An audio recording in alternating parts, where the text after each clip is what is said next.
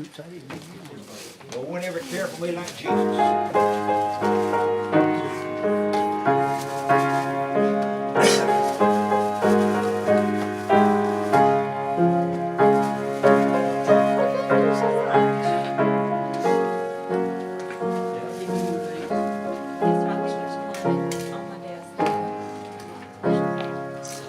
I would love to tell you what I think of Jesus, since I found him and a friend so strong and true. I would tell you how he changed my life completely.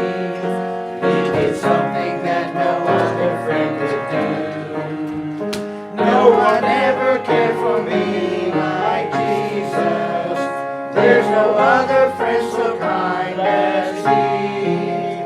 No one else could take the sin and darkness from me. Oh, how much he cared for me.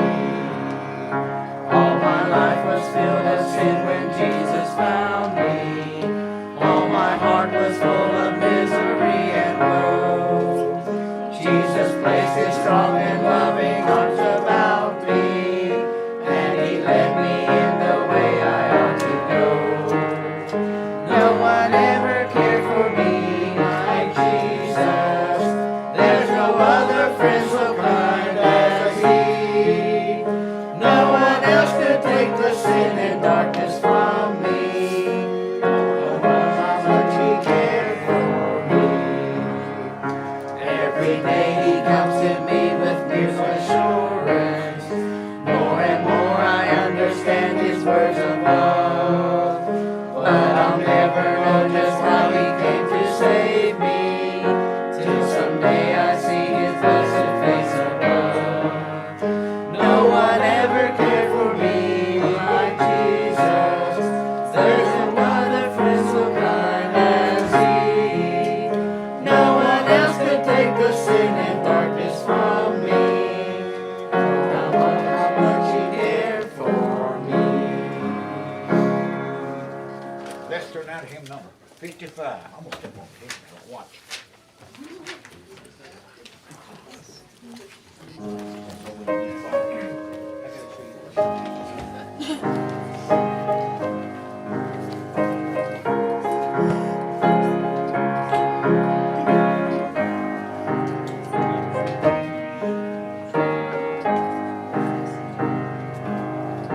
When my way grew clear, precious Lord, linger near. When my life is almost gone, hear my cry, hear my call. Hold my hand, lest I fall. Take my hand, precious Lord, lead me home. Precious Lord, take my hand, lead me on, let me stand. I am tired, I am weak, I am old. Through the storm, through the night, lead me on to the light. Take my hand, precious Lord, lead me home. When the shadows appear and the night draweth near, and the day is past and gone, at the river I stand. Guide my feet, hold my hand, take my hand, precious Lord, lead me home. Precious Lord, take my hand, lead me on, let me stand. I am tired, I am weak, I am old. Through the storm, through the night, lead me on.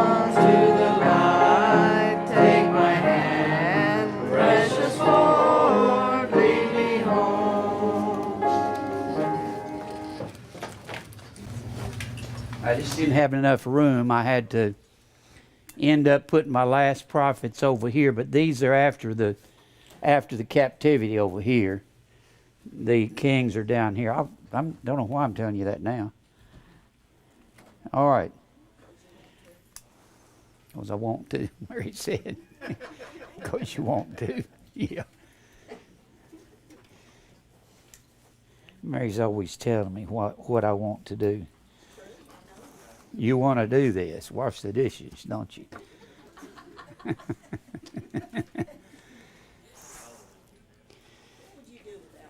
I don't know. I sure wouldn't lose as much weight as I'm losing. I'm so thankful that Mary got gout because, well,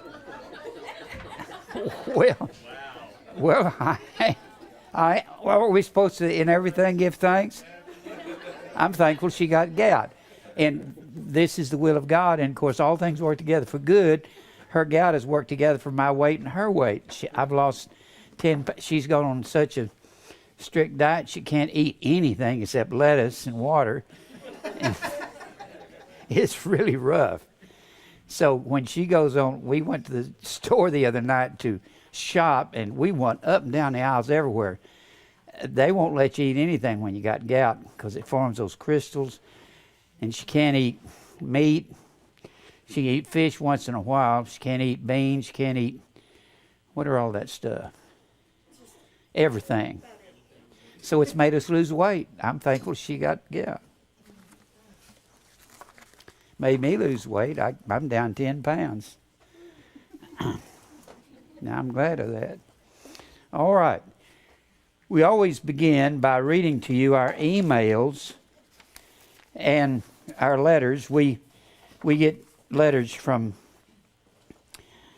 all over the world and emails all over the world because we are on the internet right now, streaming live all over the world. And we stream live Sunday night and Wednesday night, 11 o'clock our time Sunday morning, 7 Wednesday night and Sunday night. Just think 7-11, that's when we meet. And we're live streaming throughout the world. We're also on TV in about 200 towns and cities. And God has opened up a lot of opportunities. We're on TV in Los Angeles and in San Diego and up in New York, Brooklyn, Queens, Staten Island, Manhattan, the Bronx. We're also on TV in Dallas, Fort Worth, Houston, Beaumont, San Antonio, Austin, Waco, Tulsa, Oklahoma City, Tucson, Dayton, Roanoke, Atlanta, Washington, D.C., Sioux City, Iowa, Des Moines, Iowa, and the list goes on and on. And the Lord has opened up many doors for us. And we get these letters. We got a letter from Luke Jankowski in Poland. That's overseas. Greetings, Mr. Brown, Mr. Jim Brown. Well, I'm not good on writing letters, especially in foreign languages, so my pardon for some mistakes. I'll try to make it short. Anyhow, I suppose Jim will read it, so the letter is towards Jim. I almost every day thank God for your teaching, and I would like to thank you, Jim, for all the work you have put in those years, and as I suppose, never stood back. I may say how you get some people made in the U.S. for the same as I'm from Poland. You got to remember, he's writing in our English language, which is a foreign language to him. And here people get mad for attacking their faith, their traditions. Thus, there it's tough to find a good teacher. I have been seismos by many wind. Seismos is a Greek word, means to shake or quake. No man should be moved by these afflictions. We get our word seismograph from that. And doctrines, hearing some preachers, especially Chuck Missler talking about the millennium. What is the Jews and what is the church about fallen angels, etc.? All bad. Chuck Missler sounds intelligent. Chuck Missler is a brilliant man as far as the world's concerned. He was supposed to, I believe he taught mathematics at West Point, but Chuck Missler doesn't have good sense when it comes to the Bible. I, though ill never find the true answer. Boy, how I was wrong. Thanks again. He's talking about how he wouldn't find the answer, but he's found us. However, I write because I need some help. I would like to plead for more materials, more videos. Let's send him all. Let's get a big package and mail it to him. Guys, I don't know if it is possible because I am from Poland. It would be perfect if it would be on the net, but if not, I would pay for the shipping of the videos and will pay for all costs. No, they're yours for free. We give them to you free. Most of your videos are on graceandtruth.com or YouTube. No, not most of them. There's over 3,000 of them. There's about 300, maybe 400 on there. However, I know you have done some good series some years back. I'm after the eyes of the Lord. It was amazing. Now I found many microscope pictures of the hexagonal cells of the eye. I did that. That's supposed to be a cell over there. That a chemistry professor made that for me. It blew my brain out like the spiritual chemistry was salt also. So I'll want to get some series on Torah and the books of the Old Testament series, prophets, etc. Anything you think is vital for more and more understanding. As I see, they are nowhere to be found. I hope it won't be too big a problem.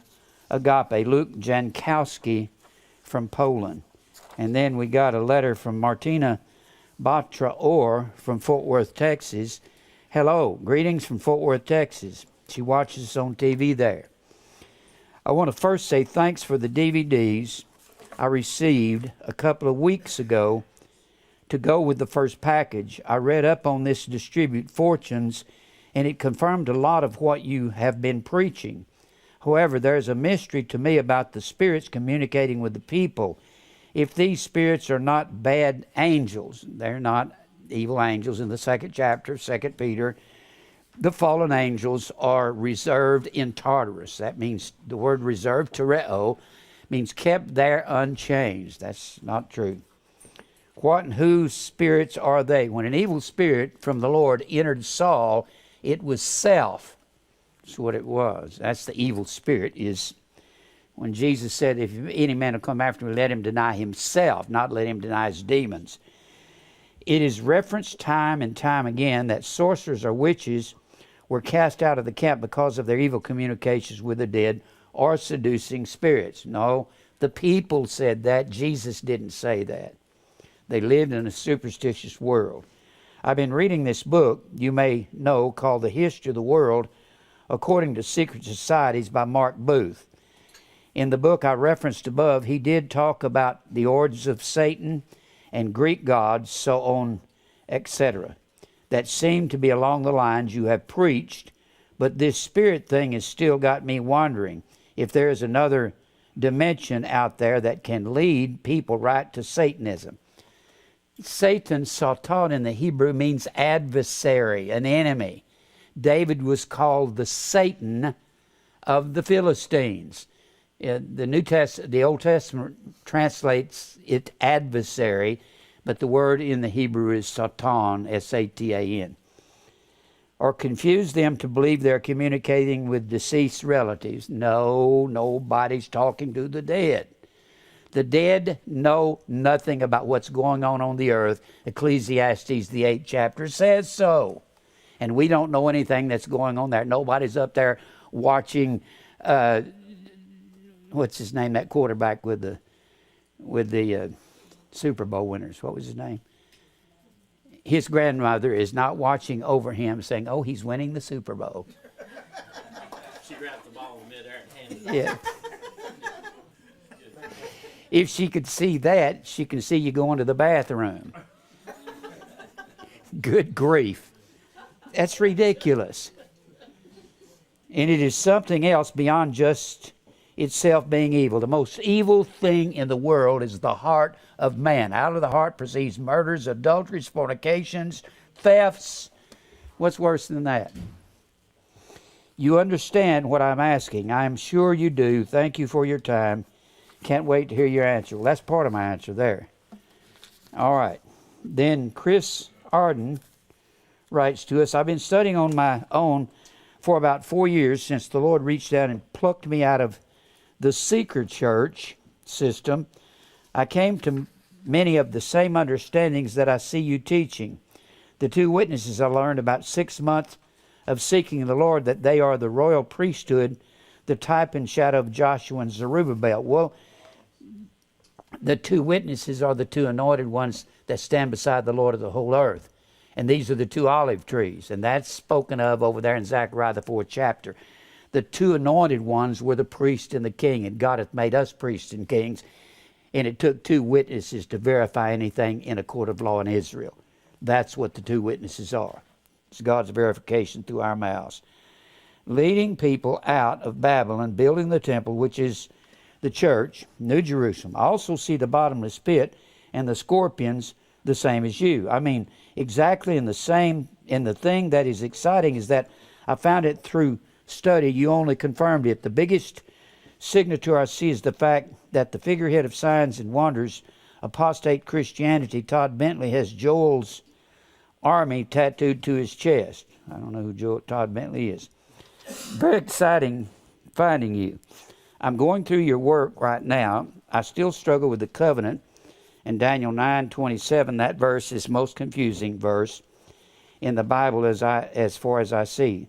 The identity shifts from the Messiah in verse 26, then goes to Satan in the end of verse 26. Verse 27 says that it doesn't say he shall confirm the covenant. It says the weak shall confirm the covenant. That's what it says in the original text.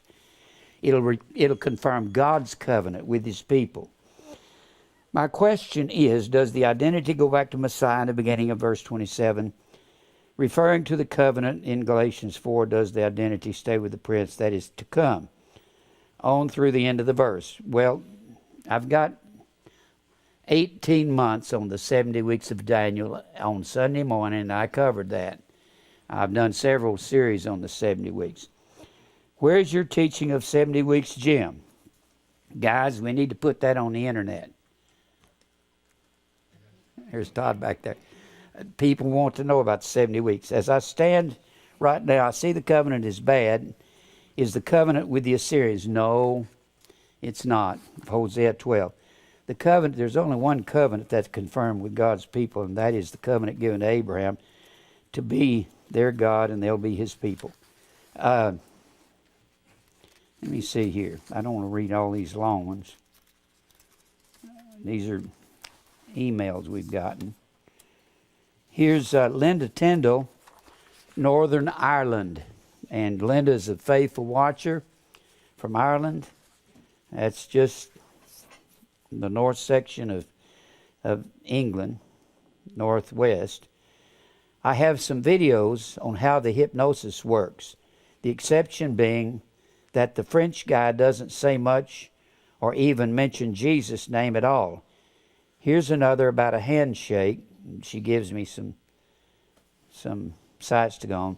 Just be careful when clicking any other videos, as you can actually get ones to hypnotize. No, I doubt it. Say if you smoke or drink, so be careful and keep your wit about you. Once you learn how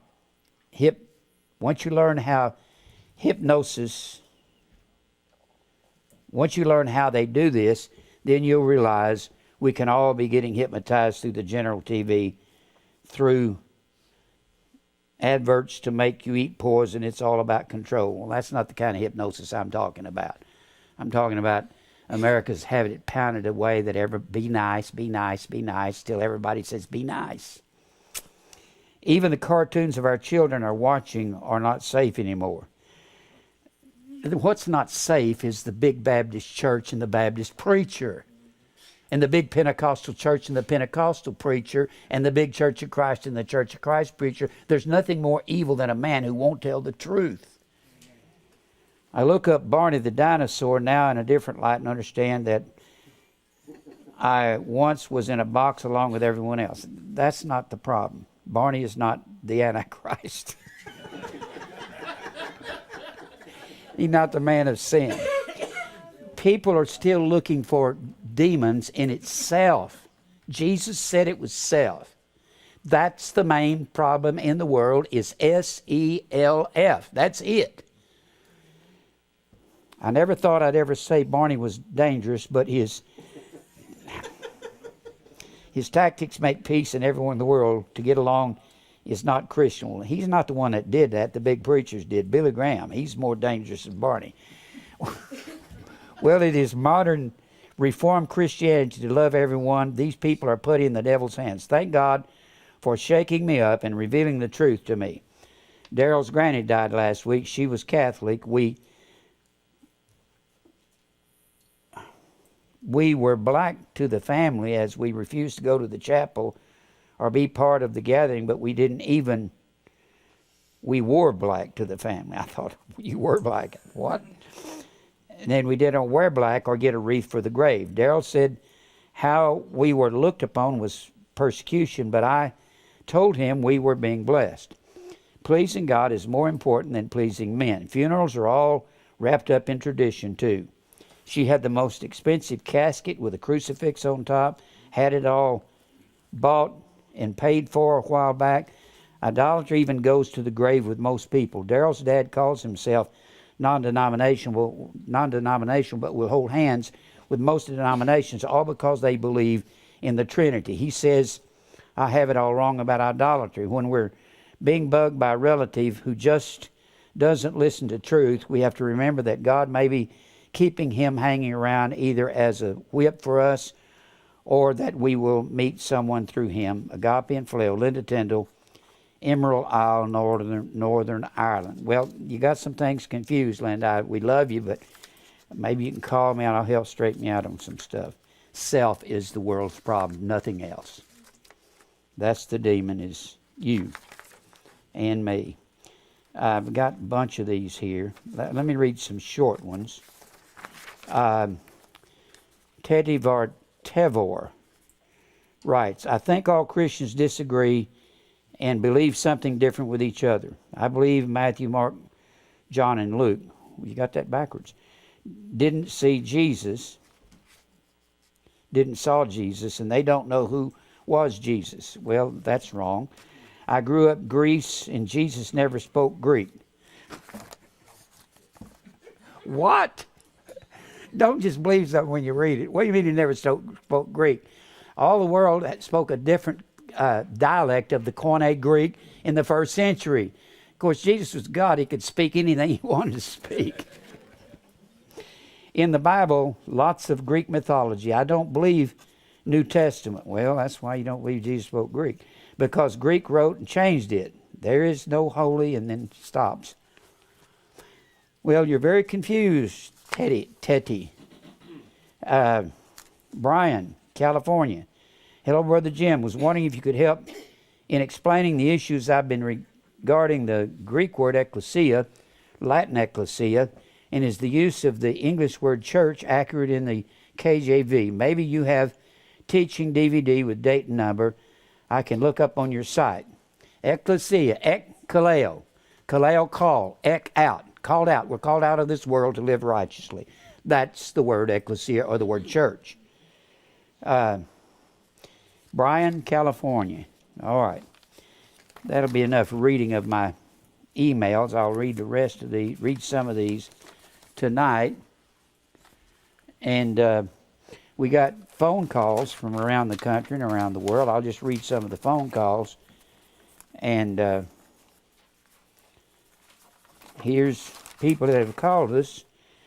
Constance Harris from Chicago, regular listener. We love you guys. James Alston, Greensboro, North Carolina. Charles Mays, Port Arthur, Texas. The fellow's name's Diomande in Queens Village, New York. Then we got a call from Richard Monroe, Chicago. Willie from Oklahoma City.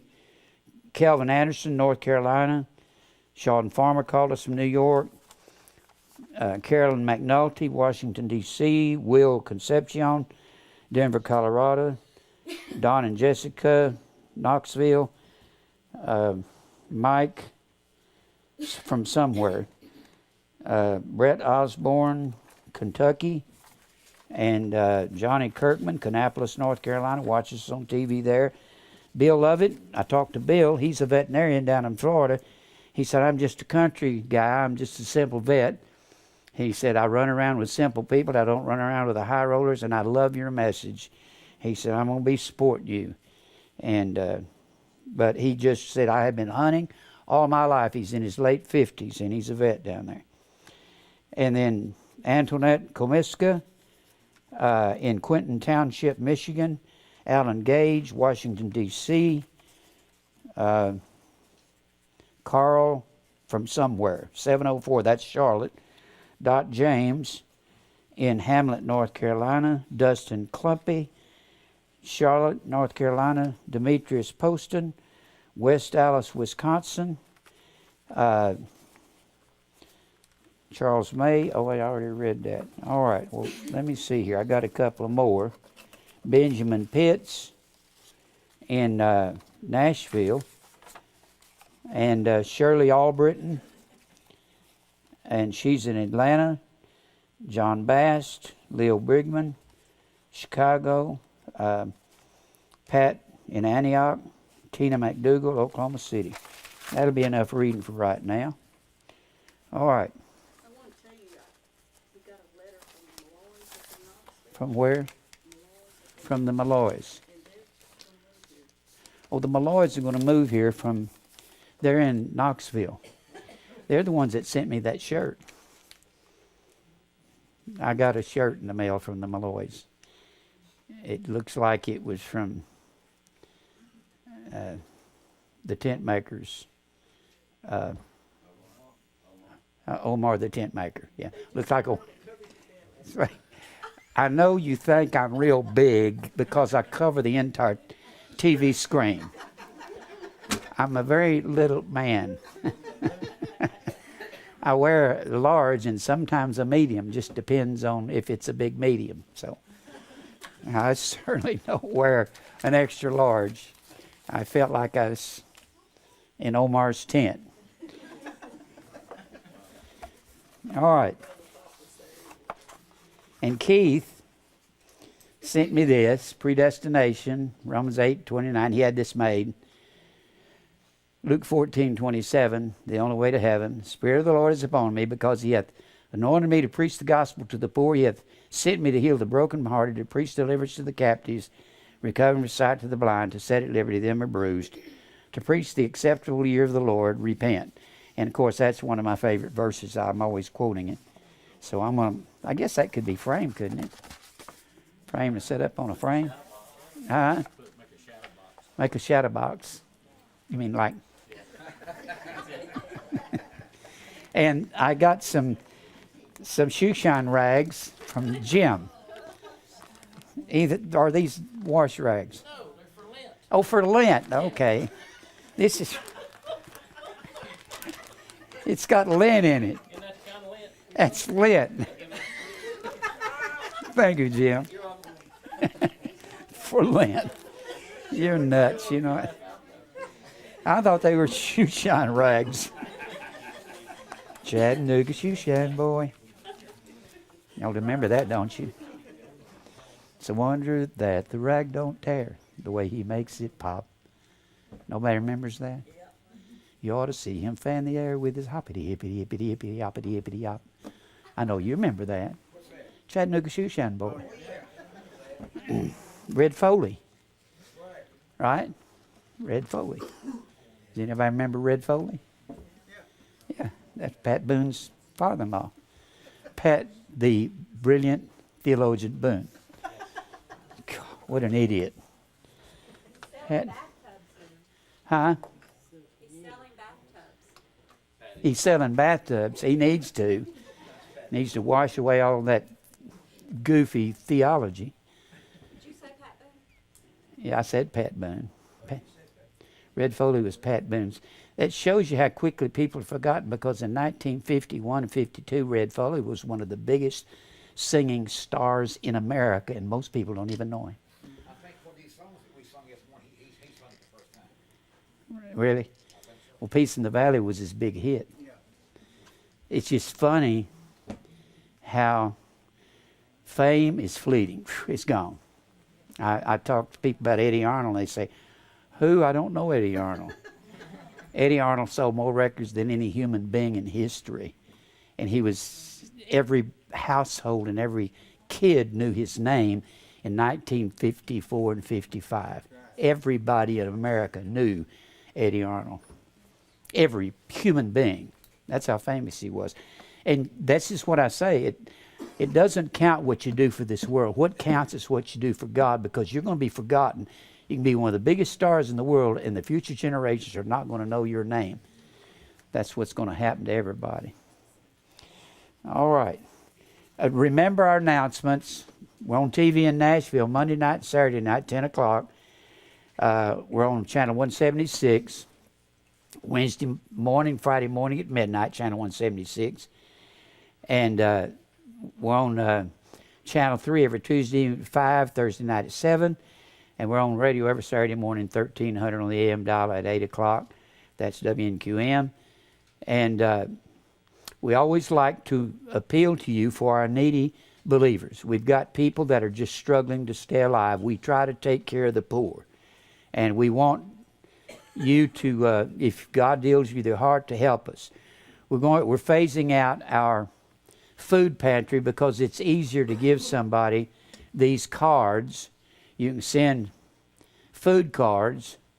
I call them food cards. They're just gift cards.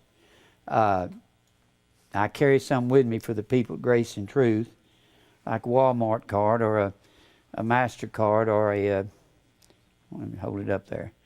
Or if you want to send an offering, we send people. We got widow ladies that make less than $1,000 a month that believe the truth, that love the Lord, and that love this message. And we try to help them in their daily struggles to buy food, to help them with the car repairs, and 100% of everything you send to the needy. If you send a check, make it to Grace and Truth and put needy on the bottom of it, or benevolent fund, and every bit of that goes to the needy. And you want to help, they need it. I've been poor and I know what it's like, and grew up poor.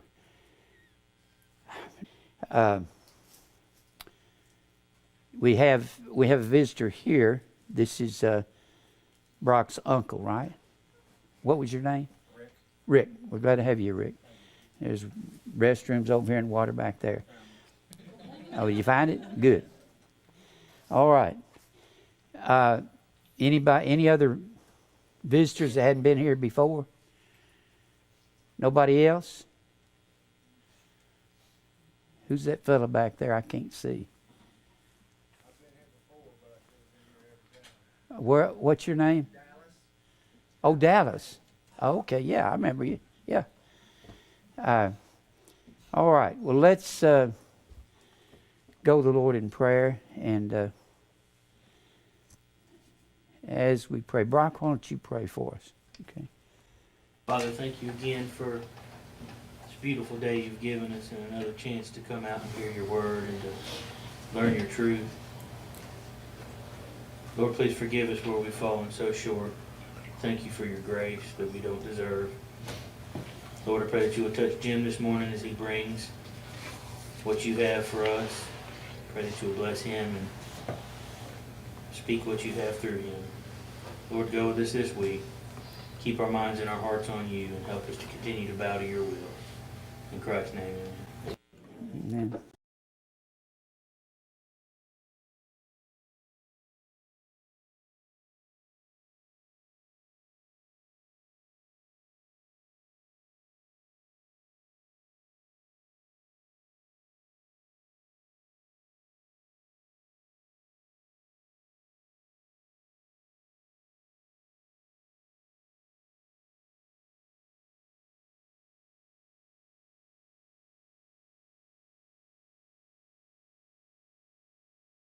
It's Sunday morning, and we're studying the Old Testament. I believe what people need is the Bible. They don't need 3 points, a poem, and 2 jokes in their messages. They need the Word of God. When you see the judgment of God that would come upon Israel for their apostasy and going after other gods, and people say, I don't go after other gods. You don't. Are you sure? The Bible says, Covetousness is idolatry. And the word covetous, if I can find a place up here, is the word pleonectes. Pleonectes means want more. If you have ever wanted more house, more carats in your diamond ring, more car, more anything, then you have been an idol worshiper. And the idol you worship is self. If a man invents a god, he builds a god and he puts the laws in that god that he wants in there. And that's what man does about himself. Your car or your house can be just as much of a god as these people in the ancient world when they would bow down to Baal or Grove or Shemash or Molech, or some Southeast Sea Islander when they bow to one of those tiki gods and they take some virgin up on a volcano and cast her in. It's the same thing. It's just a man's imagination about appeasing a god, and that's what this is about. This is a pictured timeline of the Old Testament in its entirety. And that I said, you can fill in the events and the characters. Once you learn this timeline, you've got down the Old Testament. Most of you here have seen me and heard me put this part of the timeline up here on the board, simple. And then down here, from here over to here. This is Israel's kingdom. And the way I usually put that on the board, I'll usually say, well, from 1 Samuel through 2 Chronicles, 1 and 2 Samuel, 1 and 2 Kings, 1 and 2 Chronicles, I'll say this is Israel's history, and all during this time Israel went after Baal in the Grove. That's the way I'll usually put it on the board, in Grove. And then after you get through the books of the Kings, well, first of all, the books of the Bible, Genesis, Exodus, Leviticus, Numbers, Deuteronomy. That is called Torah by the Jews. We call it Pentateuch. Pent means five. Pentateuch is the first 5 books of the Bible. Pentateuch. Pentateuch. Pentateuch is the first 5 books of the Bible, or Torah. Torah. The Jews call that Torah, or the law. And then Genesis, Exodus, Leviticus, Numbers, Deuteronomy, Joshua, and Judges. When you you start with Genesis. Chapter 1 is in the beginning. That's the beginning. I got much to say about that, more than just those words. But we're going to try to cover territory. Second chapter of Genesis, God creates man in his image. Male and female created he them. And we see that also in Genesis 1:26, verse 26. That's where it says he created man, and it talks about how he did it in chapter 2. Chapter 3, God creates the tree of the knowledge of good and evil in chapter 2. Chapter 3 is where Eve eats of the tree, and she gives to Adam, and he eats. And then they both die spiritually. Chapter 4, Cain kills Abel. Cain is the eldest, Abel's the second born. And then after chapter 4, Adam knew his wife Eve in verse 25 of chapter 4, verse 25. Adam knew his wife Eve, and she conceived and bare another in the place of Abel, whom Cain slew, and they called his name Seth. Seth, right there. Genesis 5 starts the bloodline of Adam, or the bloodline of Israel. So you have Seth. Seth means substitute. He was the substitute for Abel. Seth took up Abel's lineage, and it's carried all the way down to Jacob, who becomes Israel. Well, here's the bloodline. Genesis 5, Adam, Seth, Enosh. This is all in Genesis, the 5th chapter. Adam, Seth, Enosh, Canaan, Mahalaleel, Jared, Enoch, Methuselah, Lamech, and Lamech's son is Noah. This is father, son, grandson, great-grandson, great-great-grandson, and so forth, till you get down to Noah. And Noah is the 10th from Adam, and then he's got 3 sons. Japheth, Ham, and Shem. We get the word Semitic. Semitic. From the word Shem, and that's Jewish. Jewish. Of course, the Jews don't begin till we get down here to Abraham. Shem has a son, Arphaxad. Arphaxad's son is Salah. Salah's son is Eber. Eber's son is Peleg. Peleg's son is Reu. Reu's son is Serug. Serug's son is Nahor. And Nahor's son is Terah. Now, Terah has a son. His name is actually Abram. Abram, which means proud father. And God says to Abram, get thee out of thy country and from thy kindred to a land that I'll show you in Genesis 12. As I said, I'm not giving you all the characters.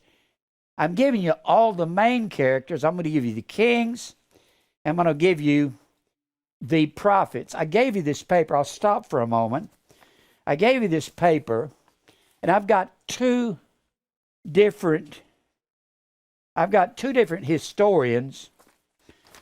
If you notice, I gave you two lists of the prophets. You're going to notice in the list of the prophets, of course, you had 5 major prophets. 1, 2, 3, 4. Where's the other major prophet? Who is he? Huh? No. I'm talking about major prophets according, I think Elijah was a major prophet. I'm talking about major prophets according to these theologians. They come up and named them. Who's the other major prophet?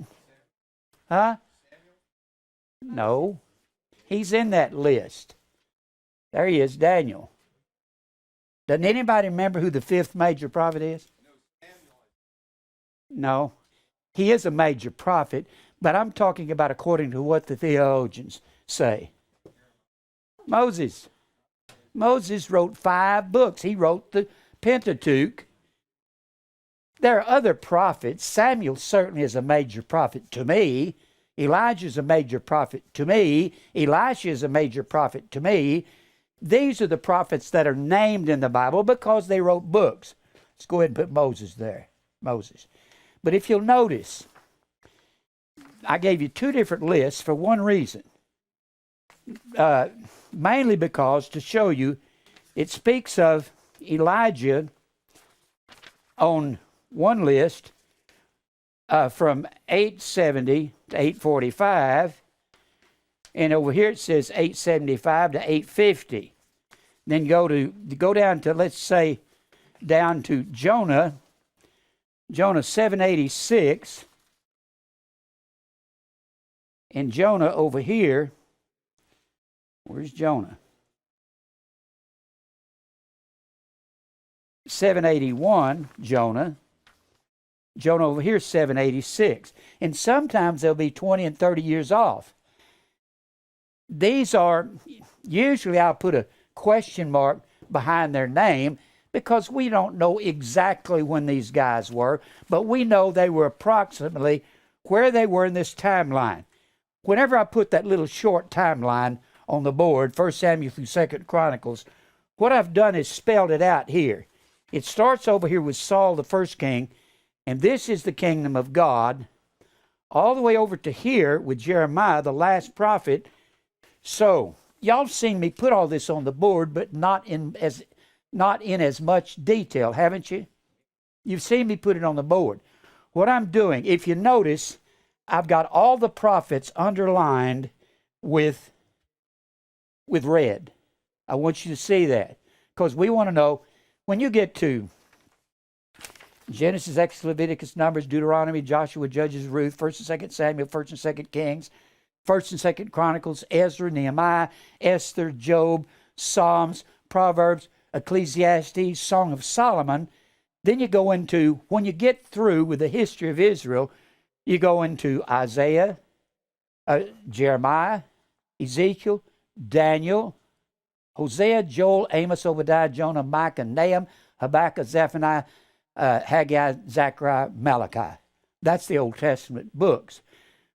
Well, a lot of people, when they get over there to the minor prophets, Hosea, Joel, Amos, etc., and they get to these here, which is the last section of the Bible, of the Old Testament, people don't know what to do with these guys. Where do they belong? They belong in the history of Israel because they're prophesying to all these kings, most of them for doing evil. Where's that map? Bring my map back over here. Somebody took that away. I can't live without that.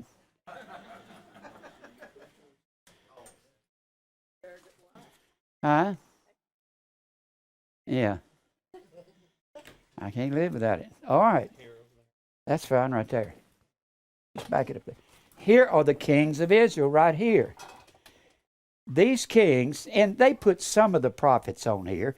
Here's all the kings, northern Israel, southern Judah, and southern Judah with southern Israel. They put some of the prophets out of the side here, but they didn't put all of them, and they've got another opinion about when they lived. We know approximately when they lived because we know that when Ahab was alive, who was the guy that was preaching to him in that 18th and 19th chapter of 1 Kings? That was Elijah, wasn't it? He's the one that called fire down from heaven. So we know that Elijah was the prophet for Ahab.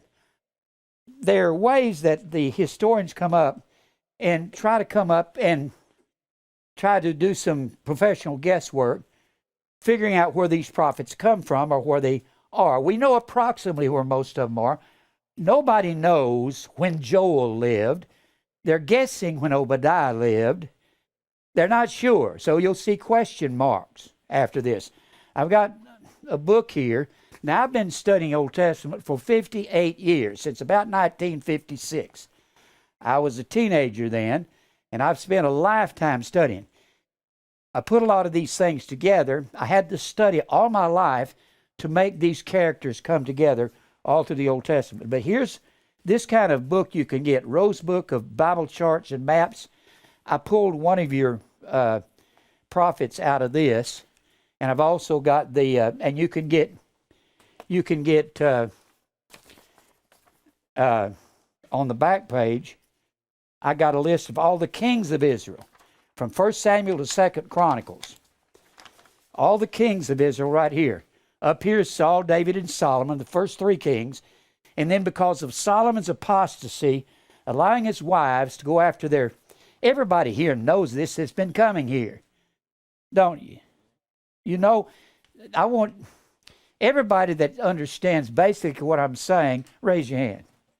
So if you're here and you don't understand it, I want you to know that the truck drivers here can understand it.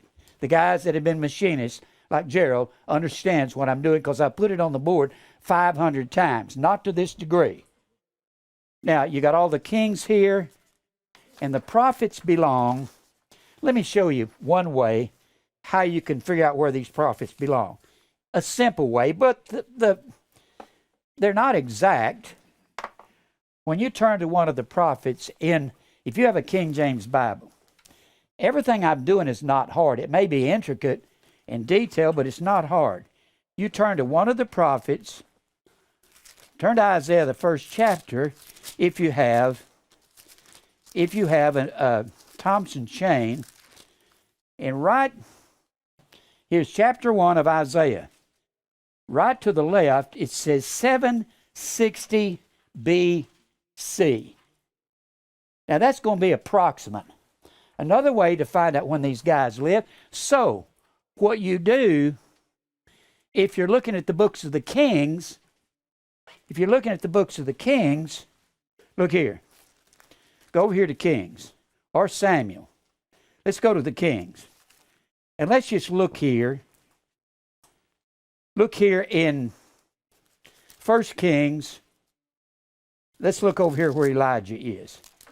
1 Kings, the 16th chapter, let's say the 17th chapter, when Elijah goes and stands before Ahab and tells him there'll be no rain for 3.5 years. Right out to the left of that It says 910 BC.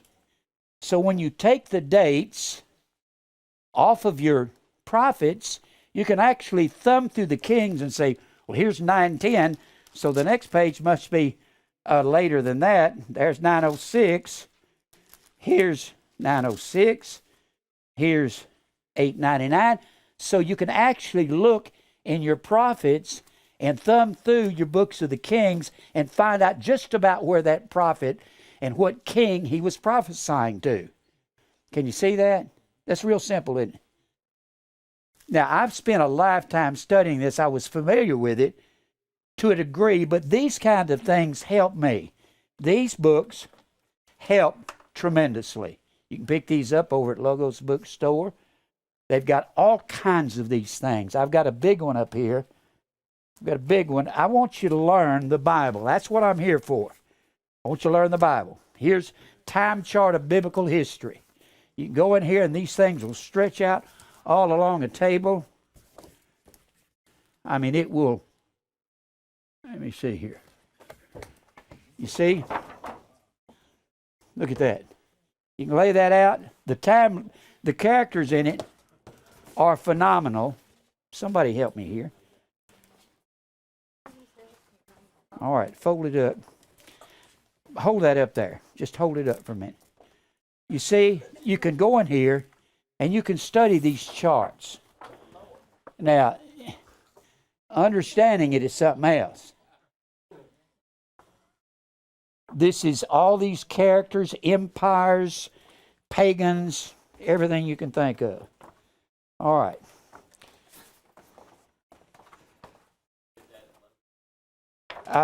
Somebody gave it to me. They got them at Logos. You can get them at Logos. But the ones that are more practical, that's very difficult stuff. The other one there, what did I do with it?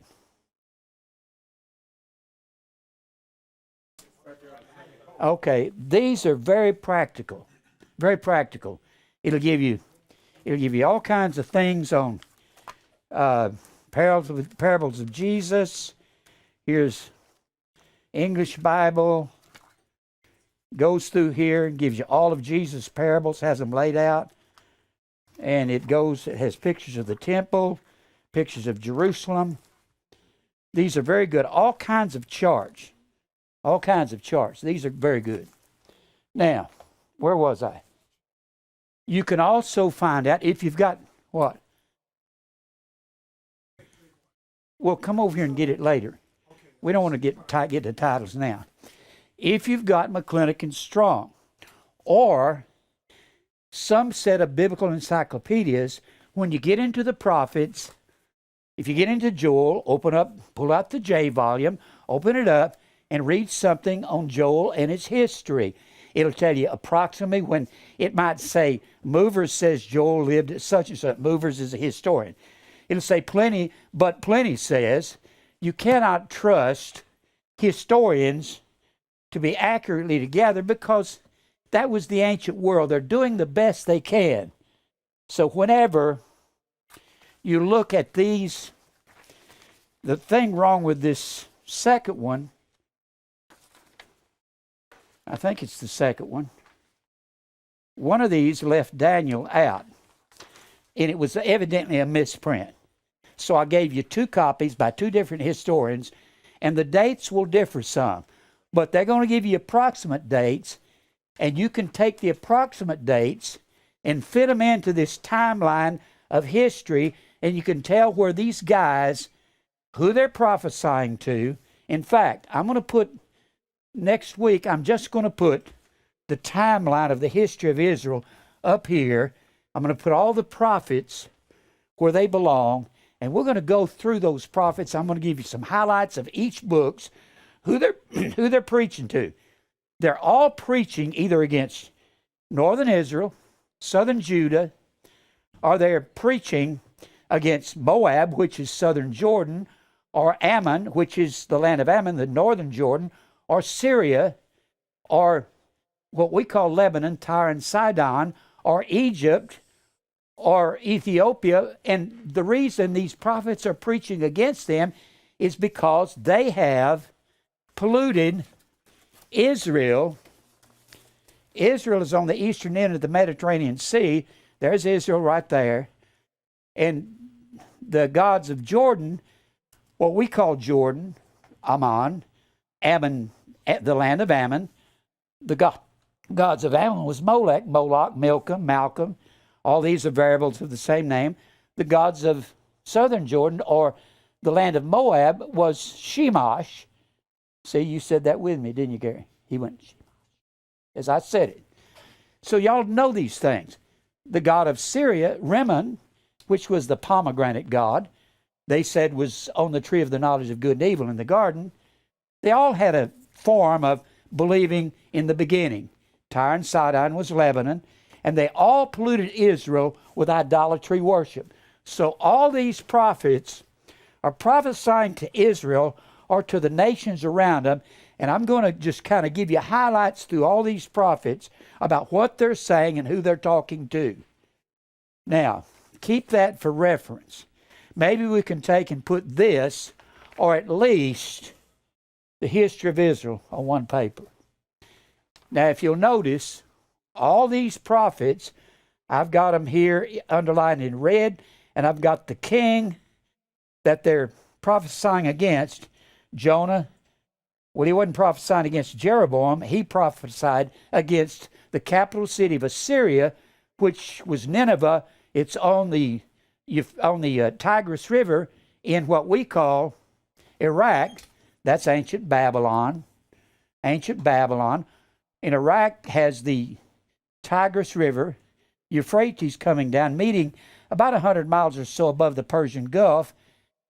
And Babylon is built on the Euphrates, and Nineveh was on the Tigris, or the approximate areas of where Baghdad is. In that neighborhood is where Nineveh was. So Jonah is going to preach to Nineveh, and Nahum was preaching to Nineveh also. In fact, the first verse of Nahum says, Nahum, the burden of Nineveh. And then he immediately proceeds to condemn the Assyrian Empire for slaughtering Israel. Now, let's get back to the board. I want you to learn this timeline. A little bit at a time you can learn what these... I want the people at Grace and Truth to learn the Bible. That's what I want. I don't mean it for selfish reasons. I'm not here to be popular. People don't need this mush going on in these churches. They need to know the Bible. Let's get back to where I was earlier. Now, we've gone through Genesis, Exodus, Leviticus, Numbers, Deuteronomy, Joshua. We go through, and we get down here to Abraham in Genesis. Abraham gets the land. In Genesis 17, God promises the land in Genesis 12. Abraham was born somewhere around 2166 BC. When he left the land of Haran, which is what we call Iraq, which the ancients called Babylon, but before that, it was called Haran. Haran. When Abraham left Babylon, or the land of Haran, same thing we called Iraq, he was approximately 70 years old. 70. Then God gives him the covenant in Genesis 17, and he promises the covenant to a son named Isaac, and that's a little over a year before Isaac is born. God names Isaac.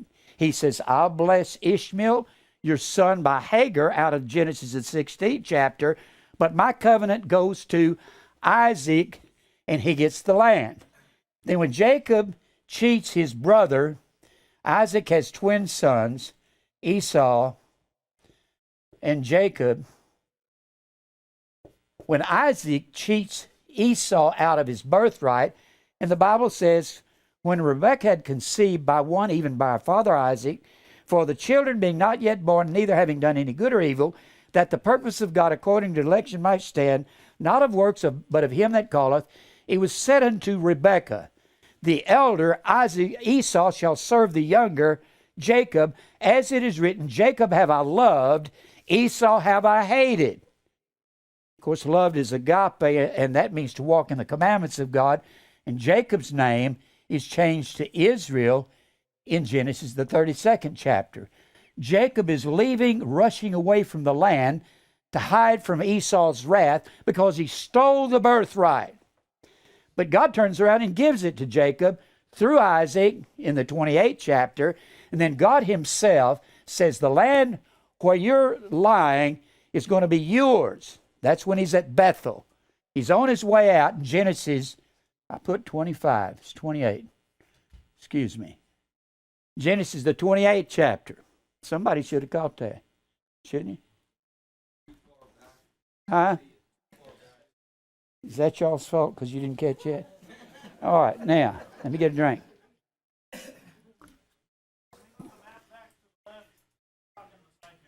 What? All right. Am I blocking the side? I need not. Just leave it right there. I can turn it this way. Just leave it right there. Here. I'm really wanting y'all to learn these things. There's no need in teaching this mush in these churches. Now, Jacob gets the covenant and the land in Genesis 28, and his name is changed to Israel in Genesis 32nd chapter. Then Jacob has 12 sons. And he has 11 of the sons when he's over there in the land of Haran, or in the land of what we call Babylon. Has 11 of the sons over here. Then after at least 20 years there, he heads back. God moves on his heart to come back to Israel. It's not called Israel yet. He's called Israel. It's still the land of Canaan, but it will be Israel before it's over with. Now, God moves on his heart, and he comes back, and he has Benjamin when he gets down to Bethlehem. And Rachel is Benjamin's mother. Now, I've got it right here. The first 4 sons are by Leah, Jacob's first wife, but Rachel is his beloved. And, of course, you know the story. Jacob worked 7 years for Rachel, and Laban, his mother's brother, gave him Leah instead. Well, he said, I'll work another 7 years for Rachel. So he worked 7 years, and Rachel is his beloved. Beautiful woman. Leah's a gentle, tender-hearted person. And Leah has Reuben, Simeon, Levi, Judah. And out of Judah, her fourth-born son will be the king of Israel. The scepter will not depart from Judah. And then Rachel comes up, and she says, I've got to have sons, but I can't because I am barren. So she takes her handmaiden, Bilhah, sends her into Jacob, and she has Dan and Naphtali. And these sons become a part of Israel. They are sons of Jacob by the handmaiden. And then Leah comes up and says, what about my handmaiden, Zilpah? P-A-H. Zilpah. And she sends Zilpah into Jacob, and he has 2 sons, Gad and Asher, by Zilpah. And what they would do would bear the sons upon the knees. That meant they would bow down somehow on a stool. Leah would bow on the stool in front of her handmaid, and as she had the baby, it would come out between her knees, and she could say that was her child. And then Leah has 2 more sons, and between Issachar and Zebulun, Jacob has 1 daughter. Her name is Dinah. And all of this happens, other than Benjamin, these 11 sons, they happen in Genesis. Well, I got it up here. Genesis 29 and 30. You'll see all these sons born except Benjamin, and Benjamin's born in Genesis, the 35th chapter, 35. And then the priesthood will come out of Levi, the 3rd son of Jacob. These 12 sons have 12 tribes, and they become the nation of Israel. And the priesthood will come out of Levi, the king will come out of Judah, and the inheritance will come out of Joseph through his second-born son Ephraim. That's in Genesis, the 48th chapter, when Jacob lays his right hand upon Ephraim and gives him the covenant of the land. So Ephraim is the owner. And he will be called Northern Israel, or when he's long dead, when you see Ephraim referred to, or when you see Samaria referred to, or you see Joseph referred to as a nation, it's talking about northern Israel, because Ephraim, Samaria is another name for northern Israel. Joseph is a name for northern Israel. Ephraim is a name for northern Israel. Now, these are the sons, and you're getting close to you're coming down close to the end of Genesis. And then we know the story of Joseph. Joseph goes into bondage in the 37th chapter of Genesis. His brothers sell him into bondage. We're not going to go through Joseph's whole story. So Joseph is in the 37th chapter through the 50th chapter of Genesis. That's the story of Joseph. His brothers sell him into bondage out of jealousy because of his dreams. In his dreams, he shows that his brothers are going to bow down to him. He tells them this. They sell him into bondage. And he ends up in the house of Potiphar, the captain of the guard for Pharaoh. And he goes in, Potiphar puts him in his house, and Potiphar's wife tries to seduce Joseph. And then he yanks away from her and says, I cannot do this and sin against God, and he runs. Well, she starts screaming and hollering and said, Joseph tried to rape me. Now, Joseph was very fair to look upon, extremely handsome man. Potiphar's wife, since Potiphar was the captain of the guard there in the 39th chapter of Genesis, the captain of the guard of Egypt could get any woman he wanted. So you can believe the reason Potiphar's wife tried to seduce Joseph was because she was good looking. If she had been ugly as a mud fence, she wouldn't have tried, would she? You can bet that she was hot. And he was extremely handsome, and he ran away, and he was a godly man. He said no. So he's thrown into prison. He gets into prison with Pharaoh's butler, which was his cupbearer, which was his most trusted man. He was the man that brought his cups, and he had to taste them in the event there was any poison in them. It was called a butler. It was a cupbearer.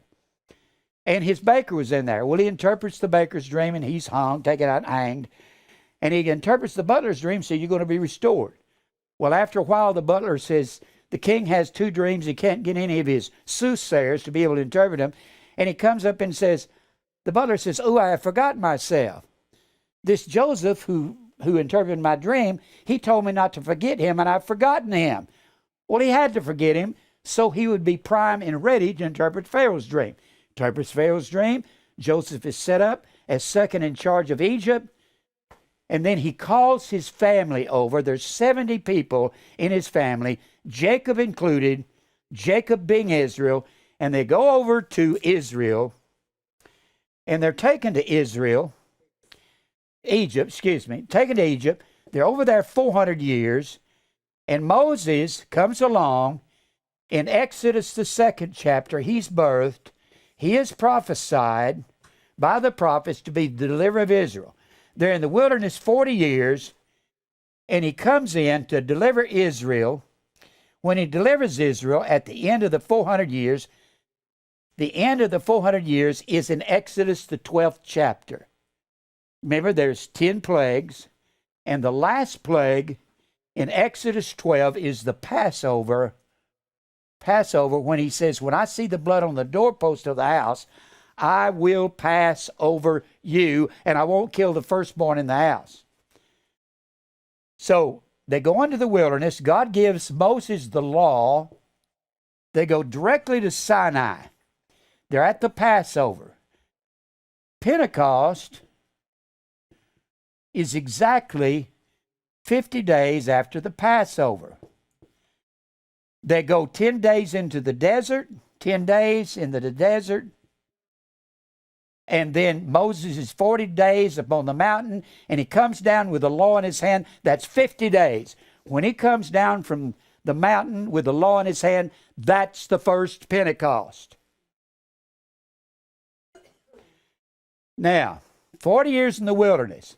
This is the book of Numbers. When they leave Sinai, Mount Sinai, where Moses gets the law, they leave Sinai, 40 years in the wilderness, from Sinai to crossing the Jordan River. That is the book of Numbers. Deuteronomy, duo, nomos, means second law. That's the law that was written to verify the rest of the law, particularly Exodus, Leviticus, Numbers.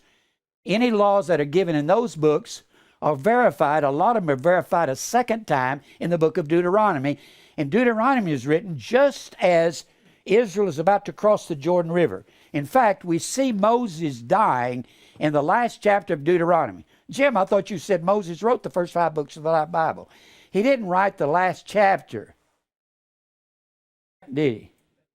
We couldn't do that. He was dead. Usually, when a man is writing a book, one of his assistants or associates finishes it up. It was probably Joshua that finished the book of Deuteronomy, showing that Moses died at 120 years old. He's 80 years old when they leave the land. When they leave the land after 400 years, he's 80. There's 40 years in the wilderness. How old does that make Moses? 120. That's right. So he's 120 when they get there. Moses is not allowed to cross the river and go in and possess the land. When they're in the wilderness in the book of Numbers, God tells Moses to speak to the rock out of which the water would come so the children of Israel could have water. Moses is mad and angry at the children of Israel, and he whacks the rock twice. God says, just for that, you're not going into the land. When you get to the end of Deuteronomy, and we'll cover this, Moses is begging and pleading with the Lord in tears, saying, please, God, let me go see the promised land. He said, no. You can go up on Mount Nebo, which is just on the eastern side of the Jordan River, and you can go into Mount Pisgah, and we sing of Mount Pisgah's lofty heights, and you can look over and you can see the land, but you can't go. Moses is brokenhearted. And so God takes Moses up into a mountain, and we have no idea what happened to him. Evidently, God killed him, took him home. He's 120. But his strength was not abated. He was as strong as the day when he was 20 years old. He was strong as an ox at 120. All right. So Joshua leads the children of Israel. You got this top timeline. We're starting with it. Here's number 1, number 2, number 3 in the timeline. So we're going through this number 2. And I had to kind of go down this way because I had all these names up here.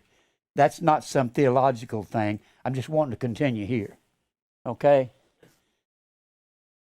So Joshua leads them into the land. One of the first places they go, after they leave Sinai, they go to a place called Kadesh Barnea.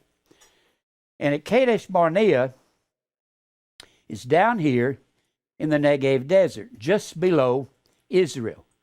They go to Kadesh Barnea, and God tells the men in the army of Israel, you had to be 20 years old to serve in the army.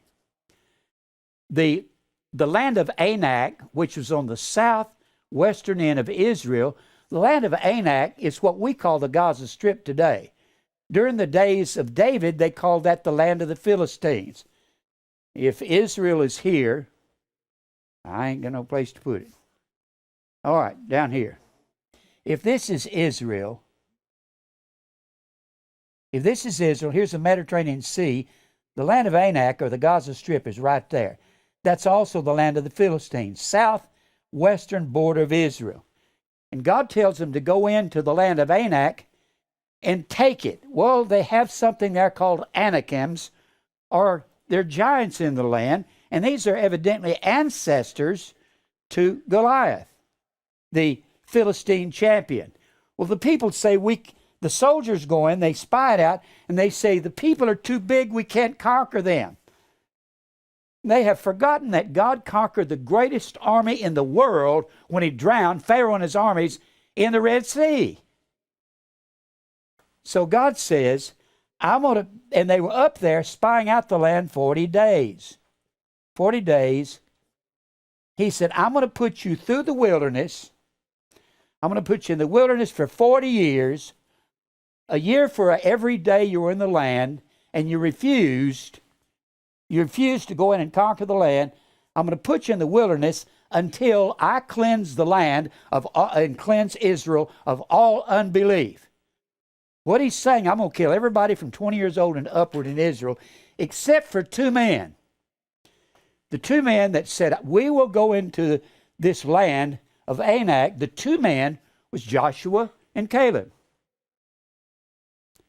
This is why when we get to the Judges, the first judge in Israel is Caleb's nephew, Othniel. That's why. Now, so Joshua leads the people into the land in the book of Joshua. And they have some battles. They fight the Battle of Jericho. And they fight the city of Ai. That's where one fellow takes a little wedge of gold and a Babylonian garment. So they go into the land, and the book of Joshua, besides going in and starting to battle the people of the land, God gave the land to Abraham, but they've been gone for over 600 years. What happens when you walk out of your house and you stay away for 600 years? Well, a bunch of thugs and punks come in, and they start a crack house, don't they? And that's what these guys did. They come in over there, and no telling what they're doing over there, but they're possessing the land. God tells Joshua, go into the land and kick them out, everybody. And they don't. They marry him. Huh? Great day in the morning. Well, when they come into the land, Joshua's main job was to conquer the land and divide the land up between the tribes. 12 tribes. Between the tribes. Over here, you can see the tribes. See these names right here? Which is Jacob's sons. That's their names right here. Here is Manasseh, the firstborn of Joseph. There is Ephraim, the secondborn of Joseph. Here's Dan. Remember, he is that fifth son of Jacob by Bilhah. Here's Simeon, secondborn of Jacob. Judah, fourthborn. Reuben, firstborn.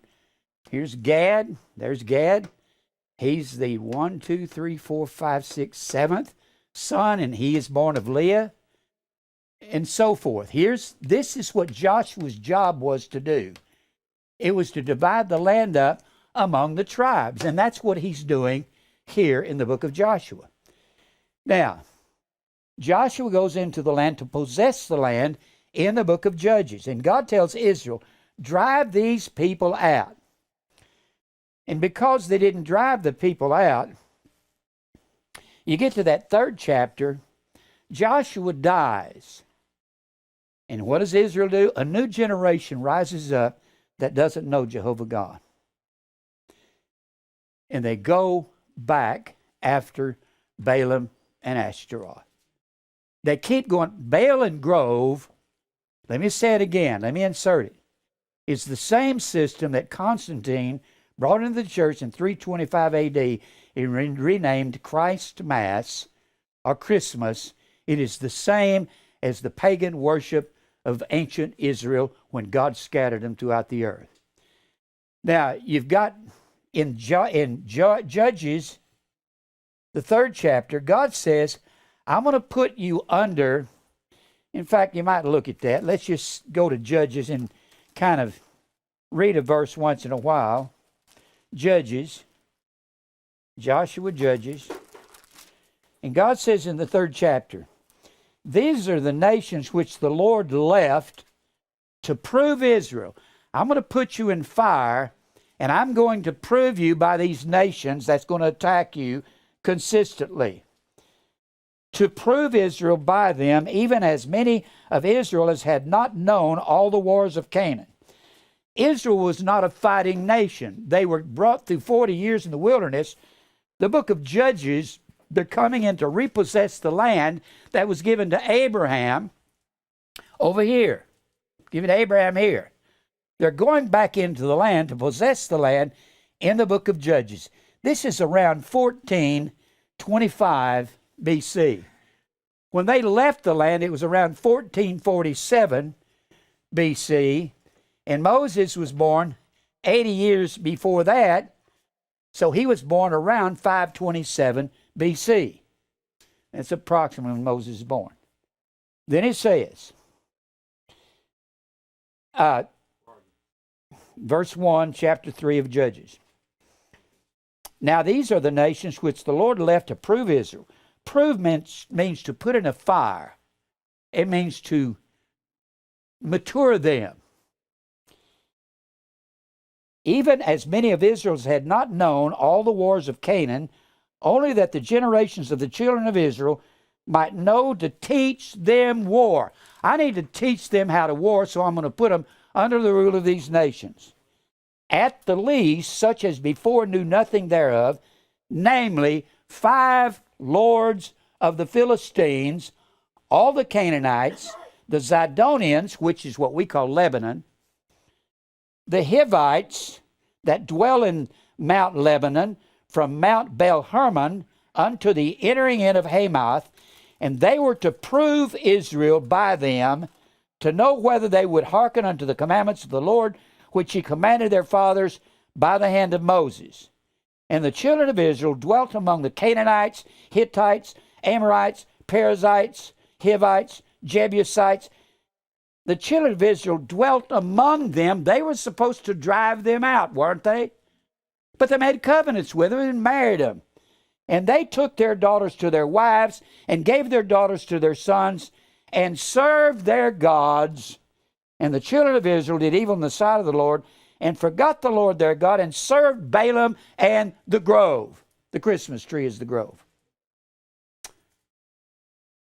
So they're coming into the land. So God says, because you've done this, I'm going to put judges to rule you in the land.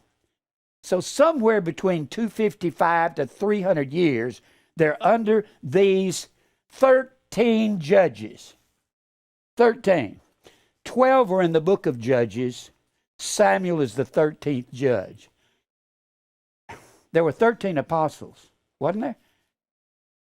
Huh? No. There were 13 apostles. Paul was an apostle. Paul, an apostle of Jesus Christ by the will of God. Paul said, I was one born out of due time. There's 13 judges. Samuel is the 13th judge. There's 13 tribes of Israel. Joseph's tribe was split in two because the Levites, the priests, are going to live all over Israel, and they're not going to have a land inheritance. So Joseph's 2 sons make up for the extra tribes. So you got 13 tribes of Israel. You got 13 tribes, 13 apostles, and 13 judges. And these are the judges. The first judge was Othniel, the nephew of Caleb. Only 2 men that were over 20 years old, Joshua and Caleb, were allowed to come into the land over 20 years old after this incident at the end, when they're in the wilderness, after this incident at Kadesh Barnea. Just say Kadesh. After they didn't want to go into the land and fight the Anakims because they were too big. So God says, I'll prove you. So the only 2 that go into the land, Joshua and Caleb. Caleb's nephew, Othniel, is the first judge in Israel. And the reason being because of this very thing. The second judge is a left-handed man, Ehud. The Jews said if you were left-handed, you were evil. The word left in the Latin is the word sinis, S-I-N-I-S. And we get the word sinister from that. They said left-handed man. So God says, I'll give you a left-handed man. And then Shamgar was after him. And the Jews said, women are not supposed to lead us. God says, I'll give you a woman judge. How do you like that? So he gives them Deborah, then Gideon, and Gideon goes in and destroys all the Baal worship in Israel, and then they start doing it again. Every time one of these judges would die, Israel would go right back to doing their old tricks, worshiping Baal, Grove, Ashtaroth, Shemash, Molech. And God says, I'm your God and you're my people. Obey me, and your womb will be full, your fields will be full, you'll have plenty of crops, plenty of food, and you'll go against your enemy one way, and they'll flee 7 ways. But if you go after other gods, your enemy will come against you one way, and you'll flee 7 ways. And after every one of these would die, Israel went right back to their God worship. Gideon. And then a man named Tola, Jair, then Jephthah. I love Jephthah. He was the son of a harlot. They said, get Jephthah out of the land. We're not going to have any harlot sons ruling us. They throw him out of the land. Then the Philistines attack him. They say, what are we going to do? We need a great general. Go get Jephthah. Tell him we're sorry. And Jephthah comes into the land, delivers Israel. Ebzan, next judge. Elon, the next judge. Abdon, judge. And then Samson, he was a judge. He killed 30 Philistines one day before dinner. And one day he picked up a jawbone of an ass and killed 1,000. Was it because he looked like Hercules? No. It was the power of God upon him. And then he got to running around with the wrong woman. Samson had women problems, and his woman problems is what killed him. And you know that Delilah didn't cut his hair.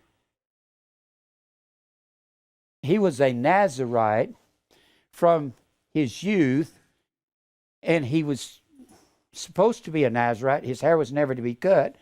And she kept pleading with him. He said, if you bind 7 green withs in my hair, I'll lose my strength. And she keeps saying, you're making fun of me, you're taunting me. And finally he said, if you cut my hair, I'll lose my strength. It wasn't his hair that was his strength. It was his vow to God that was his strength, and he's going to break his vow. Did Delilah cut his hair? No, she called in a man with some shears to cut his hair. Came in, cut his hair, lost his strength, and then he goes out. The Philistines take him. His hair begins to grow back. He's put in prison. He's grinding a mill, probably like an ox pulling one of those things round in a circle, and he's grinding, and they're making fun and laughing, and he gets up between 2 pillars, and he says, Lord, give me the strength and let me go down with the Philistines. And he pushed the pillars down, and he killed more people in it, more Philistines in his death than he killed in his lifetime. Well, they blinded him, punched his eyes out. He grabbed hold of those pillars, and down they come. He was the next to the last judge in Israel. Then comes Samuel, 1st and 2nd Samuel. You don't see Samuel as the judge until you get to 1 Samuel. Of course, 1st and 2nd Samuel, 1st and 2nd Kings, 1st and 2nd Chronicles, that is the history of Israel. History of Israel. Now, that takes us over here. What we do is we come to the end of the Judges. Now, this right here is the beginning of 1 Samuel. I've got this blank spot here between Samuel, the 1st chapter, blank spot. It's not blank, but that's when Samuel, the prophet, was the mouth of God upon the earth. He's the one that did the saying. God is the king. Samuel said, God was your king, and you wanted a man king. So in the 8th chapter, because of Samuel's sons. Look at 1 Samuel, the 8th chapter. 1 Samuel 8. There's 3 sets of evil sons. 2 sons, Aaron had 2 sons that were evil. Who was that? Nadab and Abihu. And then Eli, the high priest, in that 2nd chapter of 1 Samuel, he had 2 sons that were evil. Remember their names? Hophni and Phinehas. That's right. You can say Hophni or Hophni, either one. And here's the 3rd set of sons that are evil. Their fathers were righteous. Eli was a righteous man. He just didn't make his children mind. They were accepting bribes and probably messing with the women at the temple. And they were high priests too. That's in the 2nd chapter of 1 Samuel. Then when you get down here to the 8th chapter of 1 Samuel, we're down here. Down here. We're in the 8th chapter, chapter 8. This is somewhere around 1096 BC. This is the first king that's chosen, and it's all over this. It came to pass when Samuel was old that he made his sons judges over Israel. They don't have a man king. You could call them judges. I wouldn't call them judges because they're so unrighteous. Now the name of his firstborn was Joel, and the name of his second, Abiah or Abiah. Now, don't confuse this Joel with the prophet Joel. Joel was a common name. Manasseh was a common name. A lot of these men had common Jewish names. And they were judges in Beersheba, the southernmost city in Israel at that time. And his sons walked not in his ways, but turned aside after money, lucre, and took bribes and perverted judgment at the temple of God. And all the elders of Israel gathered themselves together and came to Samuel unto Ramah and said unto him, Behold, thou art old, and thy sons walk not in the ways. Now make us a king to judge us like the nations. And then Samuel goes on to warn him, if you get a king, God's your king, and he's got an arsenal that's incomparable. He's got lightning bolts in his arsenal. He's got earthquakes in his arsenal. He's got plagues in his arsenal. And you want some king that's got spears and bows and arrows? You must be crazy. Besides that, he'll take your sons and run them before chariots of the king. There'll be 50 of them running in front of the chariot of the king, which was the custom among the kings of Israel. And when they run before him, they'll be the first to die. They'll take your daughters away from your houses, put in the palace with the king, and there'll be confectioners baking and doing all this stuff, and you won't even see them. And you want a man to be king? They said yes. So God goes out and picks out Saul of the tribe of Benjamin, wrong tribe to be a king. From the start, Saul is the wrong king. The scepter doesn't depart from Judah in the 49th chapter of Genesis. David was the tribe of Judah. Jesus is the Lion of Judah, and Jesus is a descendant of David. Saul is from the tribe of Benjamin, the 12th son. Wrong tribe. That's why when we see Saul in the 13th, 14th, 15th chapter of 1 Samuel, and he does one wrong thing after the other. The last thing he does, God tells him go down to Amalek through the mouth of Samuel, which is down here in the desert down here. Go to Amalek and utterly destroy the people of Amalek. Don't spare anyone, the babies, the sheep, the cattle, the king, nothing. And Samuel goes to see Saul after he comes back from Amalek. He says, I thought we told you to go utterly destroy Amalek. Well, I did, Saul said. Talking about excuse. But I couldn't help it, the people, and he heard the bleating of the sheep, not bleating, bleating. He heard the bleating of the sheep, and he said, then what's this sound of these sheep? Well, Samuel, I couldn't help it. I'm just King Saul, and the people insisted that we bring back some of the sheep. And they insisted that we bring back this King Agag. I told you to kill everybody. Why would God do that? Just because he wanted to be mean? Nobody in the world was practicing any of the dietary laws, any of the quarantining, other than Israel. If someone had a disease down here at Amalek, they could have brought it back and wiped out all of Israel. He said, kill everything. He didn't. So God takes the kingdom away from him. He tells Samuel, you go down to Bethlehem, Judah, go to the house of Jesse, for I've chosen me a king among his sons. He goes down there and makes 7 of his sons to pass before him. And when the 7th one comes by, God says, it's none of these. And David said, Samuel says, do you have any more sons? He said, I have the youngest, and behold, he's the youngest, and he keeps the sheep. And he says, get him, I'll not leave here before he comes in. And Jesse tells one of his sons, go get David. When he walks in, God says, that's him. And he anoints David, and David becomes king in God's eyes in that 16th chapter of 1 Samuel. But from the 16th to the 31st chapter, you got 2 views of who's king. God says David is king, and Israel says Saul is king.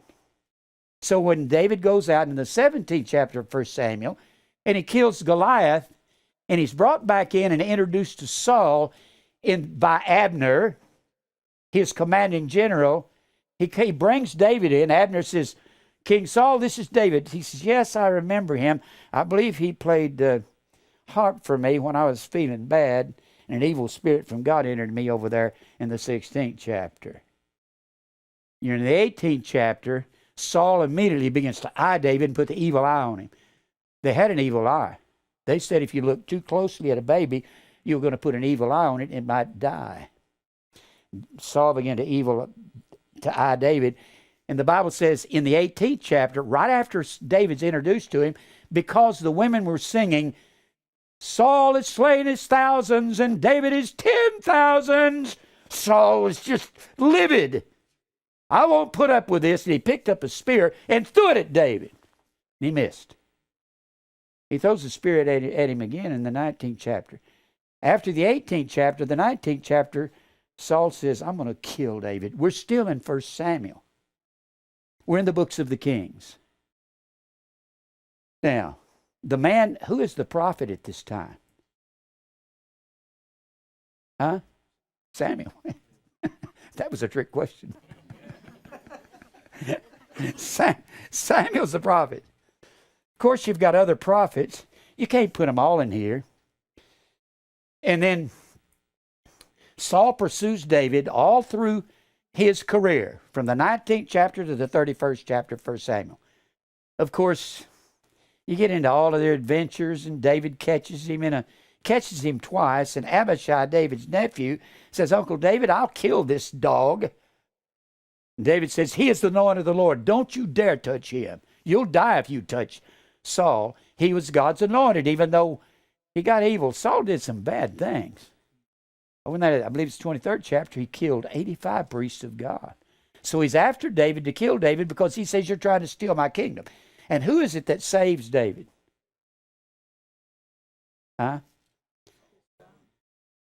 Who? Jonathan. Saul's son loves David. He acquiesces, which means gently to submit to David being the king. He says, I know you're going to be the king. Jonathan was a righteous man. He loved David with all his heart and soul. And he knows he's going to be king. Well, Saul keeps telling Jonathan, saying, Jonathan, this friend of yours, David, is going to steal your kingdom.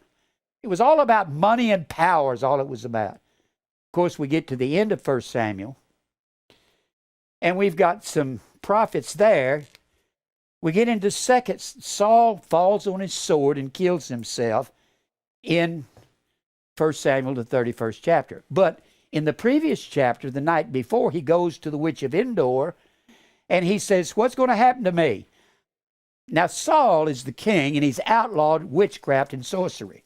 So when he goes to the witch of Endor, E-N-D-O-R, I'm quite sure they got the word Endor off of bewitched from that. He goes to the witch of Endor. He says, I've got to talk to Samuel. And Samuel's been dead for 2 years since that 25th chapter. And she can't conjure up Samuel. God brings up Samuel, and the witch goes, I can't do that, and she takes off. He's been dead for 2 years. And Samuel looks at Saul. He says, you've been the anointed of the Lord. because you have not executed the fierce wrath of God and done the things that God said, he said, tomorrow you're going to die, and you and your sons are going to be with me. And one of his sons that was with him in battle was Jonathan. We know that Jonathan went to be with the Lord. And Samuel said that Saul went to be with the Lord. And the next day, Saul, after the battle, he fell upon his own sword. Why would he fall upon his own sword and take his own life? Huh? He didn't want the enemy to get in hold of him because they would torture him. They did some bad things to those guys. It'd take him all kinds of torture. So he killed himself. And he went to be with the Lord. Then you get into 2 Samuel. And we've got a lot of adventures in 2 Samuel with David. We've got David in the 11th chapter. David is actually king in God's eyes. But in 2 Samuel, the second chapter, he's king over Hebron. Hebron is in southern Judah. He's only partial king of Israel. He doesn't become king to all the tribes until the 5th chapter of 2 Samuel. And all the kings of the earth come to pay homage to David in the 5th chapter. Then we get over to the 11th chapter. David is sitting on the patio of the palace, one of the higher patios, and he looks down on a house below him, sees this beautiful, naked woman sunbathing. And he tells one of his people, I want her. Now, some people will say, I have led too evil a life to come to grace and truth. You've never done what David did. This woman was Bathsheba. It wasn't like David didn't know Bathsheba. He saw her naked there. He said, I want her. Her grandfather was Ahithophel, David's chief counselor. She had been in and out of the palace saying, is my grandfather here? Is Grandpa here? And he saw how beautiful she was that day. And he brings her over, has a sexual relationship with her. She gets pregnant. Whoops. King of Israel? Now, the scripture says in the 16th chapter of 1 Samuel that David was ruddy and of a good countenance. Ruddy means red-faced. Some think he was perhaps red-faced, freckles, and red hair. That he certainly didn't look like Gregory Peck. No doubt. So he takes Bathsheba, and he's perhaps thinking, oh man, I wonder when she has this baby if everybody will recognize that it's got red hair and freckles and looks like me. I better do something. So he sends a message for Uriah, the wife of Bathsheba, to be brought in, the husband of Bathsheba, to be brought in from the land of Ammon, which is northern Jordan, and they're fighting the Ammonites. He comes back to Jerusalem, the palace of David, and David says, Uriah, I hear that you've had a tough time in battle. I think you deserve a rest. I need you to go home and have a wonderful night with your wife and sleep with your wife.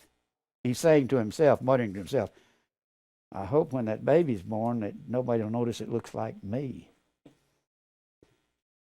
And the next morning, David gets up, goes out to the palace steps. And guess who is sleeping on the palace steps? Uriah the Hittite, one of David's most faithful soldiers. He says, I cannot go home with my wife and have a wonderful time with my wife at home while my King David is at battle with the Ammonites. David went, oh my goodness, what am I going to do now? She's still pregnant. So he writes a note, hands it to Uriah. And Joab, David's nephew, is his commander up there in the land of Ammon. He says, take this to your commander. And Uriah was such an honorable man, he didn't look at the note. He takes it to Joab, commanding the forces up there fighting the Ammonites in northern Jordan. And the note says, put Uriah in the heat of battle so that he'll be killed and withdraw from him. Joab had no qualms about that. Joab was a murderer. He was a super fighter, but he would kill in a second. He killed many others. He killed Absalom. He killed Abner, murdered him. He killed Amasa, his cousin, when David tried to replace him as his commander, because David would say, these sons of what's her name? Zeruiah, my sister, these sons are too hard for me.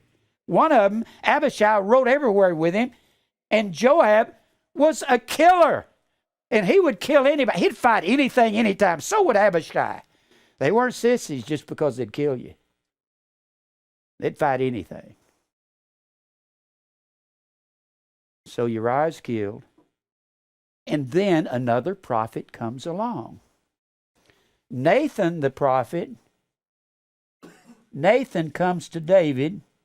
He's a prophet. I didn't have him on the board. Nathan comes to David. And he says, David, I want to tell you a story. There was a man that had many lambs and many sheep. Very wealthy man. And there was a man down the road, he had one little ewe lamb. And he loved that lamb. And this man that had the many lambs went down. When he had guests come into his house, he took that man's one little ewe lamb and killed that lamb. David said, if you'll tell me who he is, I'll kill him. Nathan said, thou art the man. Ooh. Well, that was a slap in the face. And David said, I have sinned. They began to weep and cry. And God said, that baby. Nathan said, the baby that is going to be born of Bathsheba will die. David prayed and prayed all night. After the baby was born, the baby was sick, and God struck the baby with sickness. People say God won't kill. God killed that baby. David mourned all the night, and then after the baby died, he said, is the baby dead? And they were so hesitant to tell him the baby's dead. David got up, washed his face, and said, that's it. The mourning's over. People say, why aren't you mourning anymore? He said, I cannot bring him back, but I shall go to him. And then Nathan comes back and stands in front of David. He's the prophet. Nathan was David's prophet as well as Samuel. But Nathan says, the sword is never going to leave your house, David. From now on, you're going to be under fire for your sin that you've done. Your sin will find you out, won't it? The next day, in that 13th chapter, Amnon, David's oldest son, plots to have his sister come to his room because she is beautiful, and Amnon rapes his sister. Absalom finds out about it and waits for 2 years, finds Amnon at a festival, kills him. Then Absalom runs for his life and leaves the country. Then he comes back. He's brought back. After he comes back, he's asking David forgiveness. Then Absalom goes and looks in the mirror one day. And he stands out by the gate of the city. He was a good politician, shaking everybody's hands. People say, you're wonderful, Absalom. Besides that, you're so handsome. And you got all that hair, that long flowing hair. And Absalom began to believe his own press material. Started believing that he was that wonderful. He said, I need to take the kingdom from my father David. So he gets an army together and heads towards Jerusalem. David hears the word. And David takes 3 generals. You remember who they were? Does anybody know any of them? 3 men that were his top military men. He's going to take with him, and he heads north of Jerusalem. He's going to cross the river. Anybody that heard me teach on this before, the 3 generals he takes, who commands his armies, Joab, Abishai, Ittai. Ittai was what? What was Ittai? What nationality? He was a Gittite, but what was a Gittite? Play the guitar, Mary said. Ittai was a Philistine. He loved David. And they took off and they head north. And David is being run out of Jerusalem. He's headed out of Jerusalem. And Absalom is coming with his army. And Ahithophel defects from David, becomes a traitor, and goes and joins Absalom and says, I've got some advice for you. Absalom doesn't hear any of his advice. So Ahithophel, who is Bathsheba's grandfather, who starts at giving Absalom advice, he goes home, sets his house in order, and commits suicide. When we get back to this, it sounds like As the World Turns in The Young and Restless. And David's headed out of town with his 3 generals and his army. Does anybody remember the name of the old man that wanted to go with him? He's about 80 years old. And David said, no, I need you here watching and just looking. You stay here and be a spy in Jerusalem. Does anybody remember the old man's name? Huh? No. Hushai. Hushai was an old man. He's going to stay there and be a spy for David. They head up, go across the river into the land of what we called Jordan, which is actually the land of Ammon. They go, and there's a city over there. It's a city of refuge. Does anybody remember that name? Mahanaim. Mary remembers it. Mahanaim. And they're in that city of refuge, and then Absalom's armies come up there, cross the river, and they're going to attack the city. It's not good to attack David, Abishai, Joab, and Ittai. And they go out and attack Absalom's armies, and David says, don't anyone hurt my son Absalom. Absalom had this long hair, and he's riding along on his mule, and he runs into this tree, and he's hung by his hair in the tree. But that's not what kills him.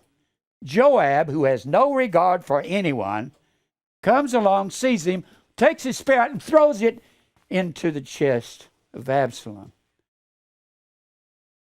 And when they get back home,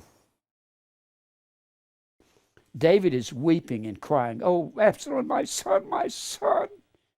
Joab comes into David, and he chews him out like he is a red-headed stepchild. What are you doing mourning over Absalom? He was trying to take the kingdom. Just bold and gutsy. Remember those generals that commanded those armies, they commanded the nation. They could overthrow the king at the snap of a finger. Joab wasn't afraid of anybody, including Uncle David. Then we get down to the end of 2 Samuel. Get to the end, and we go into 1 Kings.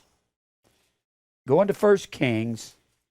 Now, Solomon is a son of Bathsheba. He's a son of Bathsheba, but that's after the first one died. God has promised, and David has promised, that Solomon will be king.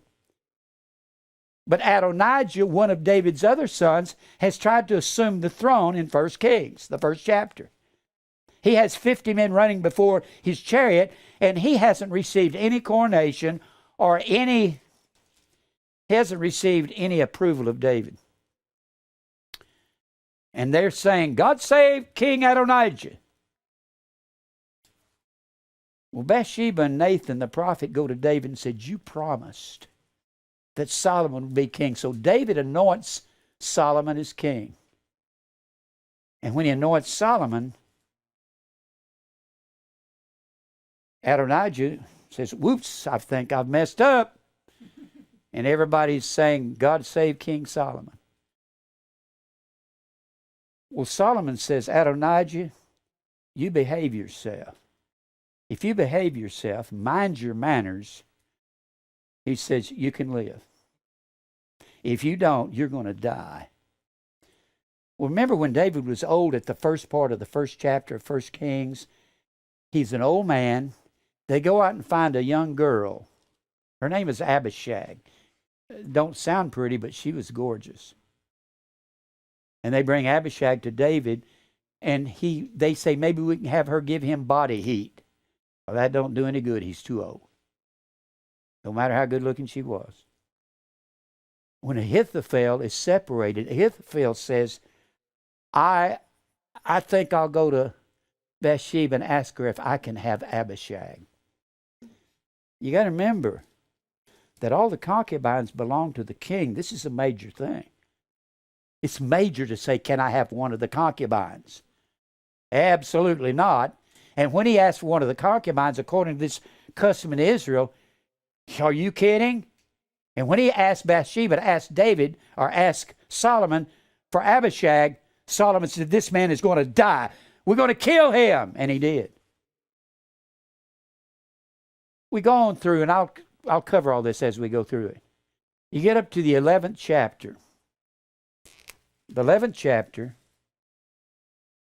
of when Solomon is king. You get to the 11th chapter. About 1015 is when Solomon becomes king. David is king around 1063 BC. Solomon becomes king, and then in 1 Kings, Solomon becomes king in 1 Kings, the first chapter. First chapter. When you get 1 Kings, the 11th chapter, Solomon gets crazy.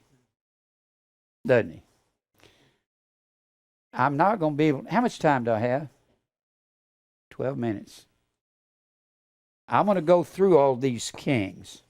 This top line, Solomon, his apostasy, allowing his 700 wives, 300 concubines, to continue worshiping their Shemash, Molech gods, Ashtaroth gods, in that 11th chapter of 1 Kings, God says, I'm going to split the kingdom. You're going to have northern Israel and southern Judah. So you got northern Israel as of, and then you've got the 12th chapter. In the 12th chapter, it happens under Rehoboam. Rehoboam, the son of David, and Jeroboam is his commanding general. Rehoboam is the son of David, the son of Solomon, Rehoboam, and Jeroboam is Rehoboam's commanding general. It's become split because Rehoboam takes some bad advice from his high school friends. They say, you tell him you're king, and you're not going to be easy on him anymore. It's a long story. So Rehoboam says that, and the people of Israel go to Jeroboam the general and say, take us north. We're going to let you be our king. But the lineage of Judah continues all the way through down here. These are all kings of Judah other than Athaliah, the wicked daughter of Ahab. She comes down here, marries Jehoram, the son of Jehoshaphat, tries to kill all of the seed royal. Instead, she gets everybody but Joash, and we know the story. Now, where am I? In this 11th chapter, in this 12th chapter, Rehoboam is going to attack Jeroboam. There's a prophet comes along to Rehoboam, if you want to look at it over here in 1 Kings.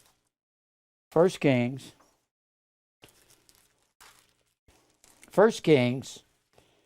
the 12th chapter,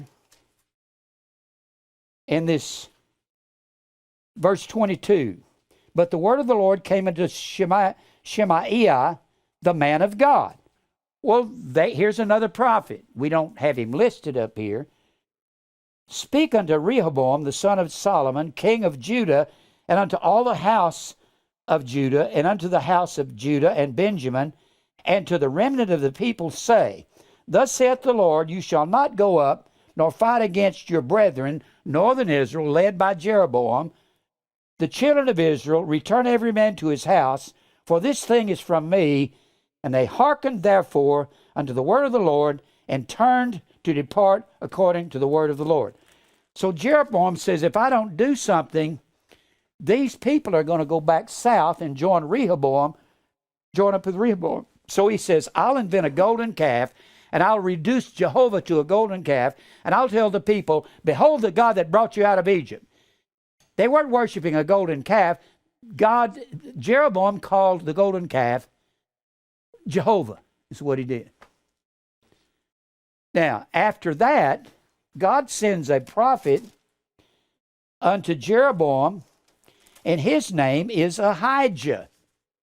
Now, Ahijah, I may have him down here somewhere. Yeah, right here. 1 Kings, the 14th chapter. Look at 1 Kings 14. 1 Kings 14, Abijah and Ahijah were very common names. So Jeroboam has a son named Abijah. There's also a king named Abijah of southern Judah. Don't get these Abijahs mixed up and don't get the Manassehs mixed up. So his son gets sick. He tells his wife to dress up and disguise herself in a garb so the prophet Ahijah won't know who she is. And she goes down to Ahijah's house and she tiptoes in. And look at what Ahijah says in verse 6. And it was so, when Ahijah heard the sound of her feet, the feet of Jeroboam's wife, remember, he has brought golden calf into Israel to keep Israel north. As she came into the door, that he said, he's not even looking at her, "Come in, thou wife of Jeroboam." He ain't even looking at her. "Come in, thou wife of Jeroboam." She thought she had him fooled. She was disguised as something. Maybe as a street woman. Maybe she had a little shopping cart, a bunch of clothes and stuff in it. "Why feignest thou thyself to be another? For I am sent to thee with heavy tidings. You go tell Jeroboam, Thus saith the Lord God of Israel, forasmuch as I exalted thee from among the people and made thee prince over my people Israel, and I took the kingdom away from the house of David." How did he do that? The inheritance belonged to Ephraim, and Ephraim is the head tribe of northern Israel. So he took the inheritance away, left southern Judah. Benjamin joined southern Judah in the southern two tribes, being southern Israel. So when he says, "I took the kingdom away," he's saying, I took Ephraim's inheritance and gave it to you with 10 northern tribes. "And gave it to thee, and yet thou hast not been as my servant David, who kept my commandments, who followed me with all his heart, to do that only which was right in mine eyes, but thou hast done evil above all that were before thee. For thou hast gone and made the other gods and molten images to provoke me to anger, and hast cast me behind thy back. You've thrown me away, Jeroboam. Therefore, behold, I will bring evil upon the house of Jeroboam, and will cut off of Jeroboam him that pisseth against the wall." What does that mean? When a man urinates out in public, he always finds something to keep it from splattering on. He's saying, I will emasculate you, and you will never have any more children to reign ever again. You say, that sounds awful crude. God gets crude sometimes. That's why he would have David go out. That's why Saul said, "David, go out and bring me 100 foreskins of the Philistines." That don't mean circumcise them. That meant took all the genitalia off 100 of them. David brought back 200. The whole idea was that so they can never reproduce any more enemies to come up against God's people. He says, you won't have any heirs to your kingdom. "And him that is shut up and left in Israel, and take away the remnant of the house of Jeroboam, as a man taketh away dung till it be all gone, him that dieth of Jeroboam in the city shall the dogs eat." You've raised up idols in that 12th chapter. "And him that dieth in the field shall the fowls of the air eat, for the Lord hath spoken it. Arise thou therefore, get thee to thine own house, wife of Jeroboam. And when thy feet enter the city, the child is going to die." You don't fool with God, do you? I don't have time to go through this. But Elijah comes along, faces off Ahab, goes to Mount Carmel in that 17th, 18th, and 19th chapter. Elijah is the prophet to Ahab. Micaiah gets Ahab into battle.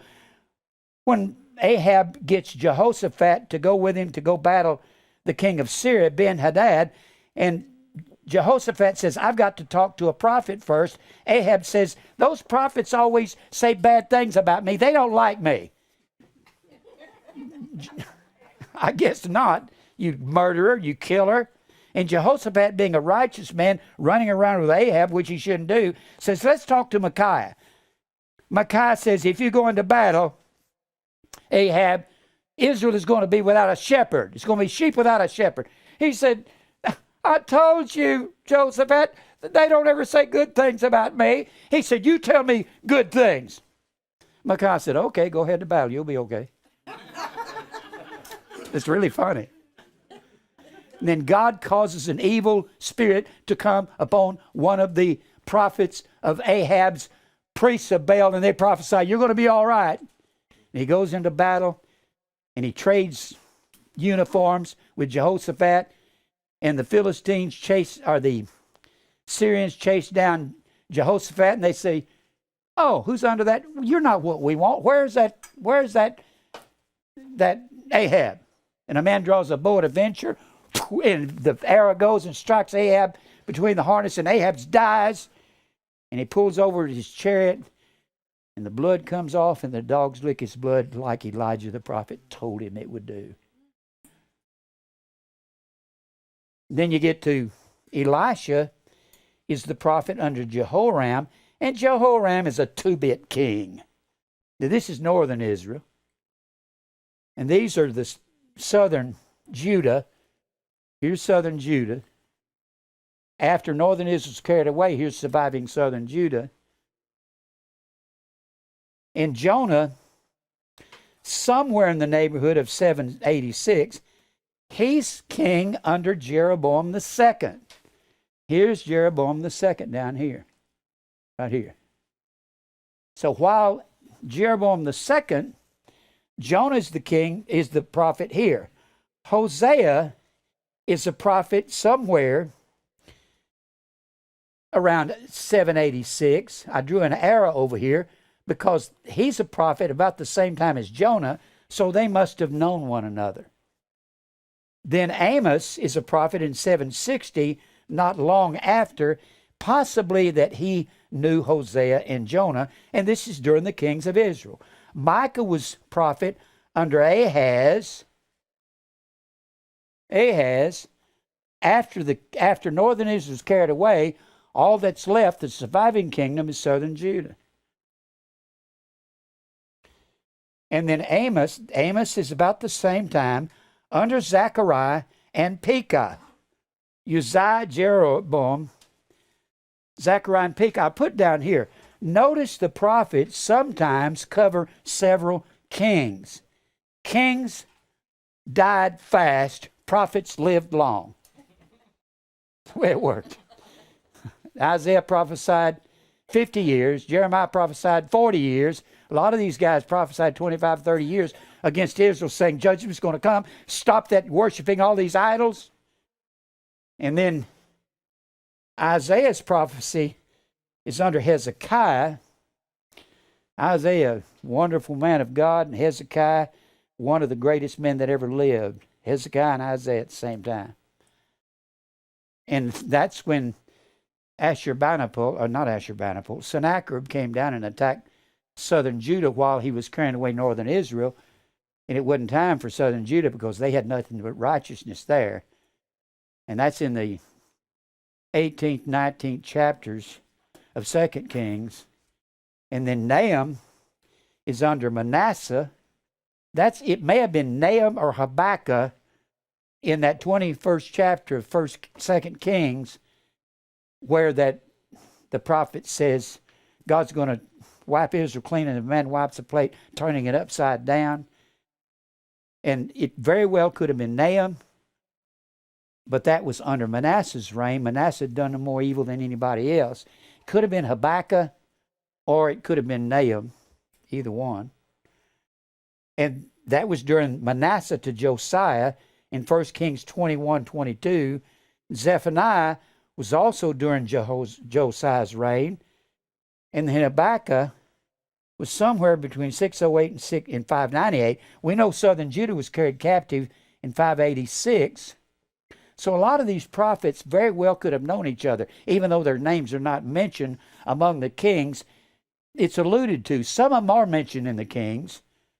Then Huldah, we remember her when Hilkiah found the book of the Lord. Remember that? And he gave it to Shaphan the scribe, and he took it to Josiah. and Josiah read the book of the Lord, it had been completely done away with because his grandfather Manasseh and his father Ammon had just literally forgotten God, built up all idols again. His great-grandfather was Hezekiah. So Josiah cleans up the land. He sends the book of the law to Huldah, and she's a prophetess. And she says, these are the things that's going to happen to the land. And then Jeremiah, the last prophet in southern Judah, he prophesies from about 626 to 586 under Josiah to somewhere around Zedekiah. Well, we know he was prophesying Zedekiah. Some believe he was prophesying as back as far as Josiah, and that's in 2 Chronicles 36 where they're carried away. 2 Kings 25, they're carried away. Jeremiah, these are all the same event, different accounts. And these are the prophets after the captivity, after they're carried captive, southern Judah, 586. Ezekiel is believed to be in 597. Obadiah is a question mark. Some believe it is the husband of the woman that dies that Elisha comes to in 1 Kings 4 and 1. And then Haggai and Zechariah, they're a group all themselves. When Israel is overthrown in 586, in 539, the Babylons that overthrew Israel are overcome by the Persians, and then they quit building. The first decree is given 538 to rebuild the temple. 536 they quit building, and then in 520 God touches the heart in Ezra, the 5th chapter, of these two men to tell Israel, get back building. Daniel, some say 605, some say he was a little boy when he was carried to Babylon. We don't know. But this is where these prophets, all these prophets belong. Israel is a kingdom from 1 Samuel through 2 Chronicles, and these come in Ezra and Nehemiah, and as Daniel is in the book of Daniel also, you'll see that he's prophesying to Nebuchadnezzar, interpreting his dream, and Daniel becomes a friend of Darius, the Persian king, or Mede king. I hope you can kind of get a picture of this. Does this help some? Maybe I covered too much territory. I didn't cover a lot of the details. I'm going to put this back on the board next week. I've gone through all this with all of you over and over, haven't I? Over and over. This is the picture timeline of the Old Testament in a nutshell. I put here, you fill in the events and characters. You got all kinds of characters and events all through here. If you get a hold of this, just this timeline, you'll understand basically what the entire Old Testament's about. Let's pray. Father, we thank you for your word and for truth. Cause us to continue this message. Lord, I pray for the flock that they'll be strong in the truth. Lord, that's what we need is the word. We don't need all these mushy messages. I pray for the sheep. Open up many doors for the ministry.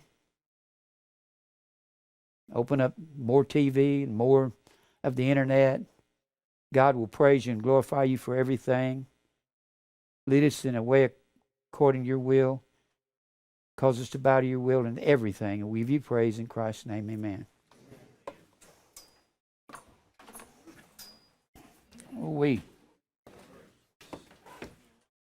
We didn't cover a whole lot of things. I hope you understand.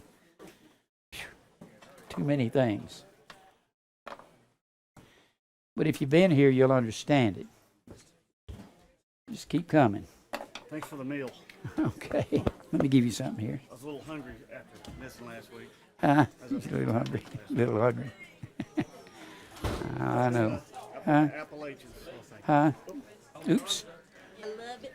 There's a lot of stuff, wasn't it? I love it. Hey, what's that chapter about the affliction afflicting the soul? Isaiah 50, about when they afflict their soul. Oh, 58. Oh, Isaiah. That's the 58, yeah.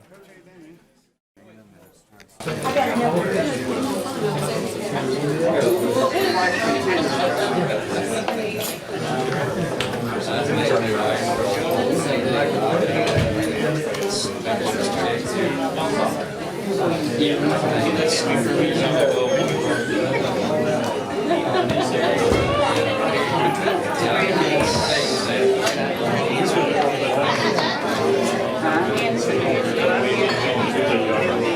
don't need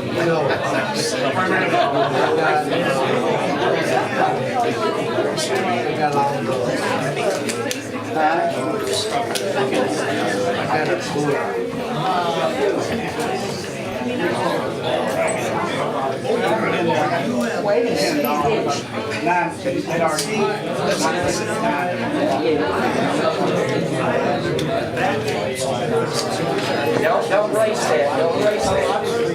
Don't copy it. Don't race it.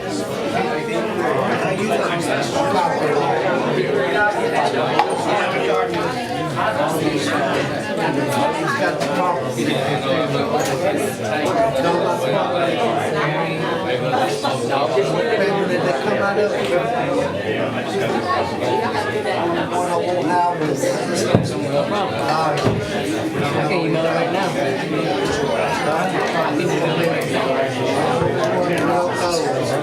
Because I'm going to forget.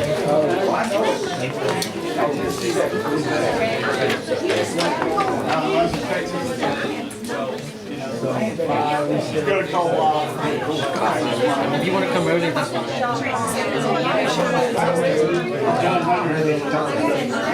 Oh, I know it.